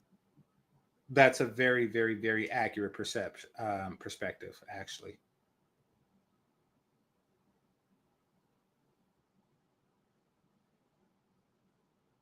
Like, if you were to take that to food analogy, then, food eating is about putting food in your mouth. Eating isn't about just putting food in your mouth. It literally is. It literally is. And sex isn't just about putting penis in crevices. It literally is. That is the definition of sex. A genuine relationship is about compatibility, mutual respect, and shared values. You didn't say a relationship. You said sex. And though sex is a part of a relationship, sex is not, sex can be separate from a relationship as well. And not just anyone can fulfill those incredibly baseline standards. And sex with a... Yes, they can. And that's where the disconnect. That's why you have an incorrect answer to this question. Because incel means that they haven't had sex, not that they haven't been in a relationship. So it would mean that she chose not to have sex. She didn't have anything in any of her crevices. Guy you don't even desire, even if you consented to it, can actually still feel incredibly violating. It's a violation that you allowed yourself to experience. Agreed. And not allow, because you have a choice whether to allow yourself to experience this quote unquote violation, even though it's consensual, but we're going to use your words, this quote unquote violation, when you consent to not be violated, then you are consenting to celibacy, which means that, guess what? You are a voluntary celibate, not involuntary celibate. Which results in a unique kind of pain. So, lovely lady, please stick to your standards, write them out, review them with some trusted friends or family members if you're worried they're unrealistic. And if you hold yourself to those same reasonable standards as well, you have as good a chance as anyone to find what you're looking for. Easier said than done, but I truly believe it's not all that complicated. Lastly, I want to go over some things to just keep in mind. These days, if you want a man to know you're interested in real life, a subtle hint is not necessarily going to work. A man needs to know that you're interested before he approaches you. A simple way to do this is if you make eye contact with a guy you're interested in, smile genuinely with your teeth. Do it. Smile with your teeth and then go back to what you're doing coyly while still smiling. Like you smile and then you kind of, go back to what you're doing when you're still smiling. Or okay, I don't know. I never tried to seduce a man, but I would notice a woman who did something like that more. Absolutely. If you're just too shy to even smile with your teeth, make eye contact just a bit longer than you might normally with a stranger. Maybe 3 or 4 seconds instead of 1 second. Try that. And secondly, generally speaking, men over the age of 25 and especially 30 who are still single and never been married likely have an avoidant attachment style. The single men who have an anxious attachment style or a secure attachment style are, in my opinion, less abundant over the age of 25 and 30. So if you're in that age group as well and looking to find... I can agree with that, which goes into the, rejection X theory that I talked about earlier in the video. Catch the replay if you missed it. Love, you should know that. You need to look out for that and make sure that the kind of man you're kind of scoping out has the capability to be emotionally available to you. Oh my gosh, this is so important too. Someone's desire for you does not compensate for your lack of desire for them. I'll say it again. How much someone likes you does not compensate for how much you don't like them. Oh, but he just likes me so much. That might be flattering now. Once things settle in your relationship, you'll likely start to feel actually unsettled by it instead of flattered by it. This is why it does not work. Can't say I Settling for disagree with someone that. who you don't actually like very much. In settling relationships or marriages, there's likely an imbalance in attraction. One person likes the other person more and really leads with that. They kind of inundate the other person with how much they like them as a means to flatter them and to get on their radar. And that leads the person who's kind of iffy about the relationship to settle because they love the attention. But eventually, it's actually going to likely become annoying and even unsettling once you get used to it. Attraction is essential. It is an absolute essential. If you're tired of dating, I kind of understand the urge to put physical attraction lower on the priority list, but genuinely, that is a huge mistake. Please do not couple up with a guy whom you don't know if you're attracted to, especially after 3 dates. For some women, I'm getting mixed messages from this chick because she speaks about standards being too high previously, you know, when she was talking about standards versus expectations or standards versus preferences. Yeah, I'm getting mixed signals from her. attraction generally needs to build. You need to get to know a guy before you really are attracted to him. Hit the But like you button. should feel at least some attraction Let me see what y'all. initially, Let and me see if y'all especially hitting that after like 3 button. dates. You should not recoil if he makes light physical contact. You should not have to talk yourself into it. Oh, she's or talking about convince dude yourself that's that you're attracted repulsive. to him. Okay. You shouldn't have to overthink it. It should be pretty clear and innate. There may be some success stories from women who say they were not attracted at all to their husband initially, and now they're wildly attracted to him. But I'd say that they're the exception, and I'd also wonder how long that attraction is going to last for, if it's truly going to last for the long haul. Well, that is it for this video. I hope that you enjoyed it. Please comment your thoughts down below, along with any advice you may have for single women. I'm gonna read who these perhaps comments, then I'm could gonna use go. some I'm advice starving. or some I'm hopeful actually. words of encouragement. Please like the video and subscribe for more videos like this. And one more thanks to Train Well for sponsoring this video and making it possible. See you next time. Okay.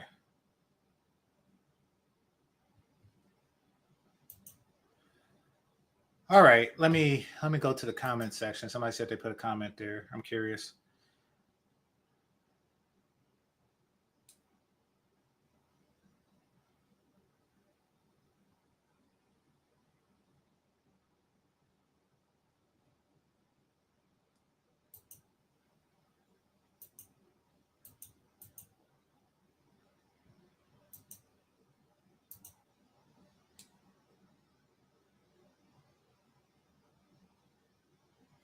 Okay, it says not lowering your standards, but rather be realistic about them. Yeah. Okay.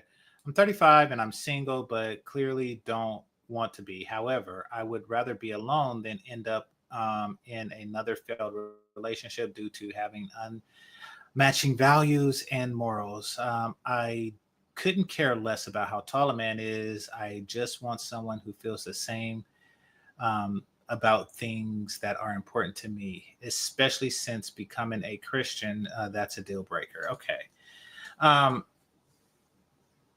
What that means is if you've become a Christian, so you say since you've become a Christian, it means that your value system has completely shifted at some point.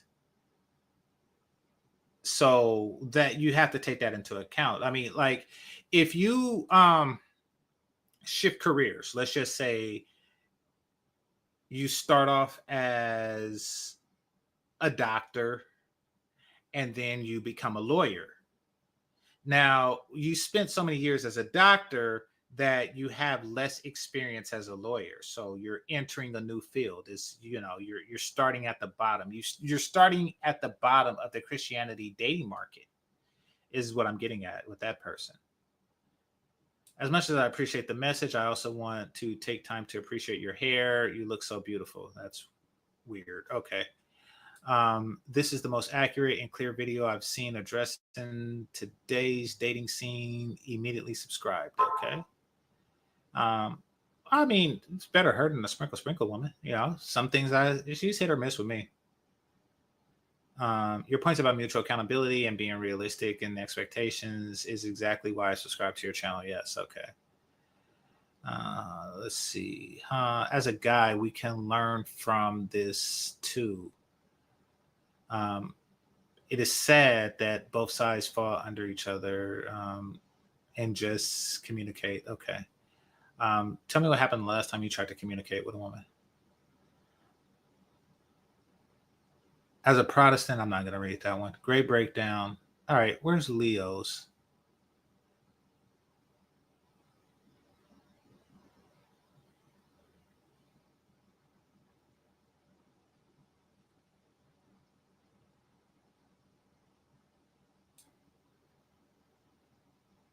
As a millennial who has been married for 12 years, it's great advice. I'm watching friends who desperately want to get married, have kids, with their biological clock ticking, getting stuck in the standards loop.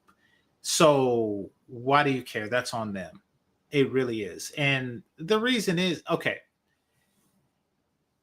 you know that your friends ain't shit. Now, how do I know that you know that your friends ain't shit? Because if they were, you would hook them up with your husband's friends and family members. Your husband has little brothers, I'm sure. Your husband probably has fraternity brothers. He has college friends, his old roommates. He has, friends. There's guys in his church, et cetera, et cetera, et cetera. Why haven't you introduced your friends to any of these guys?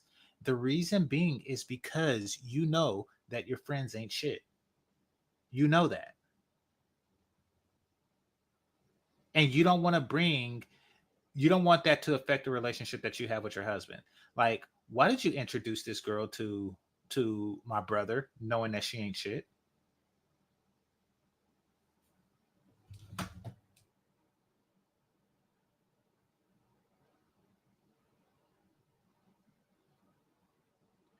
Okay, here we go. I feel that people date more on their level of self-esteem rather than they type.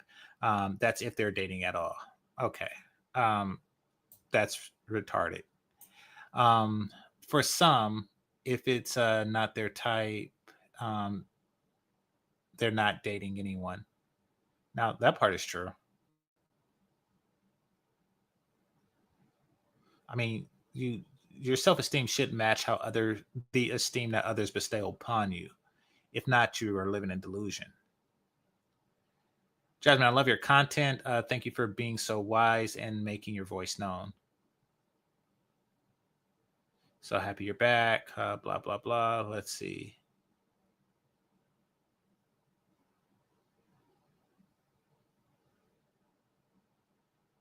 Okay. I'm not even going to, I'm going to pre-read these before I read them too, because some of them.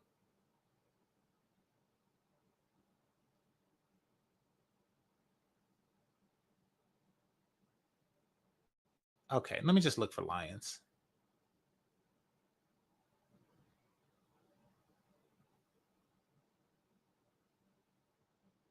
All right, Lion. So apparently your comment was, oh, you say check my email. Okay, let's see.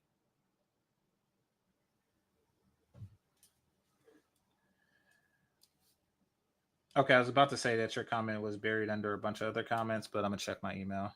Dang, I'm too hungry. I'm too hungry to go get the grass-fed beef. I'm gonna get the regular beef at a closer store, so I can put it in my mouth quicker. This is ridiculous. I am so damn hungry.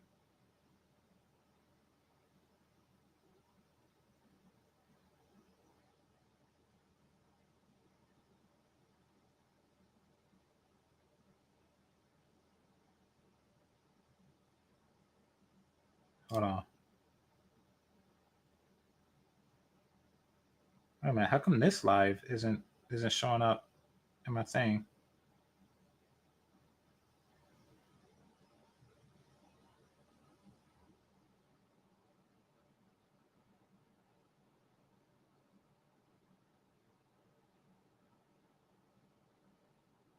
Hold on. Hit the like button, y'all. So I'm about to check on that.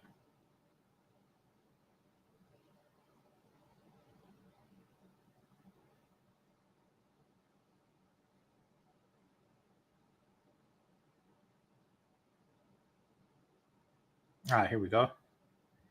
All right, see how many hit the live button.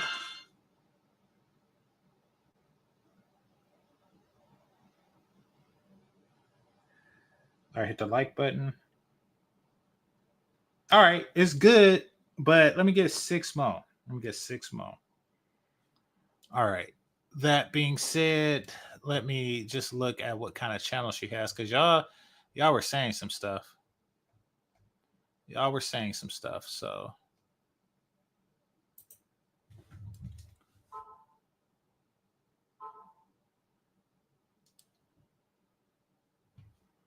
All right.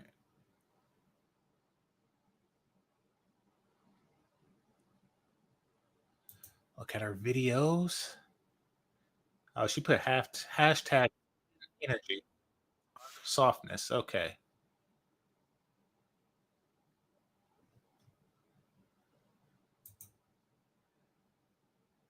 How to actually stop obsessing over men wanting you. Yeah, I can understand that. I can see why women would need advice in that regard. Let's see.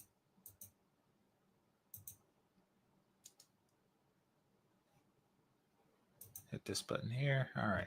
Let's take a look at this.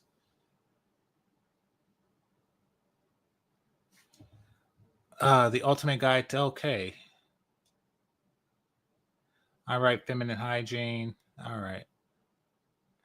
7 common signs of low value men. She got a picture of Ross from whatchamacallit. We need to talk about her underwear. She's okay. So this is definitely like a woman's channel. Let's see. The dark world of Christian domestic discipline. Should husband spank the oh. Why did that keep coming up? I'm not gonna renew. Should husbands spank their wives? I might check that one out and get back to y'all on that. The art of surrenderance. Okay, I agree with some of these titles. High value men are overrated. Okay.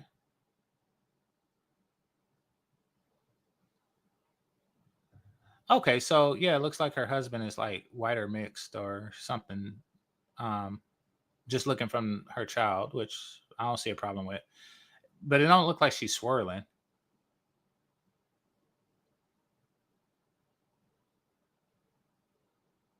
Seven common habits to hurt your femininity. Game changer. Oh, what's she talking to me? Dang. She got a bunch of videos addressing me.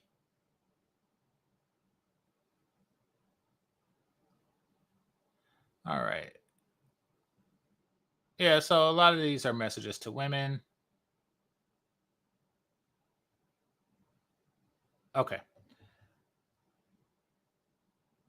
Somebody said she made a video about divesting. Yeah, she probably took it down, but yeah, it makes sense that her husband is probably, a white guy. Hey, it happens. Anyway, let's do some comments. Let's see.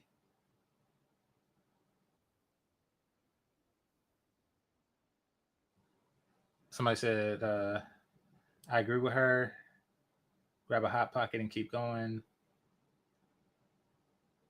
Oh, yeah, let me read that. Let me read that comment. Okay. You go to Gmail and read the comment. All right. Let's see.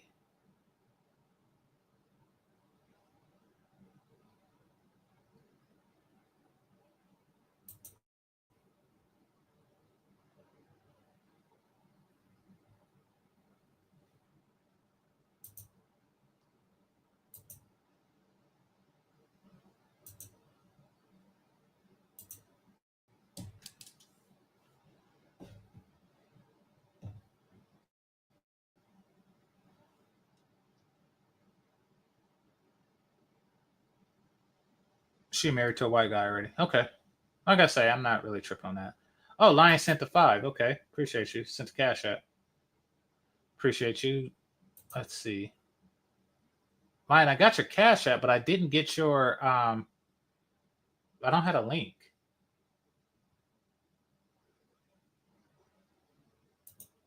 Yeah, you gotta send that again. I don't have that link, brother.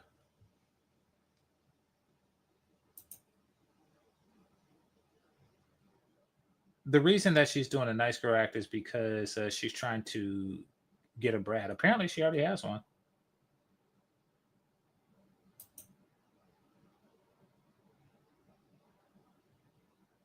She's a divester. I remember Manosphere guys roasting her. Okay, so I'm late to the party. So, and yeah, a lot of these black women do that. You know, they do a video and then they take it down. I don't like that. I don't like that. But anyway, I think that's it for today.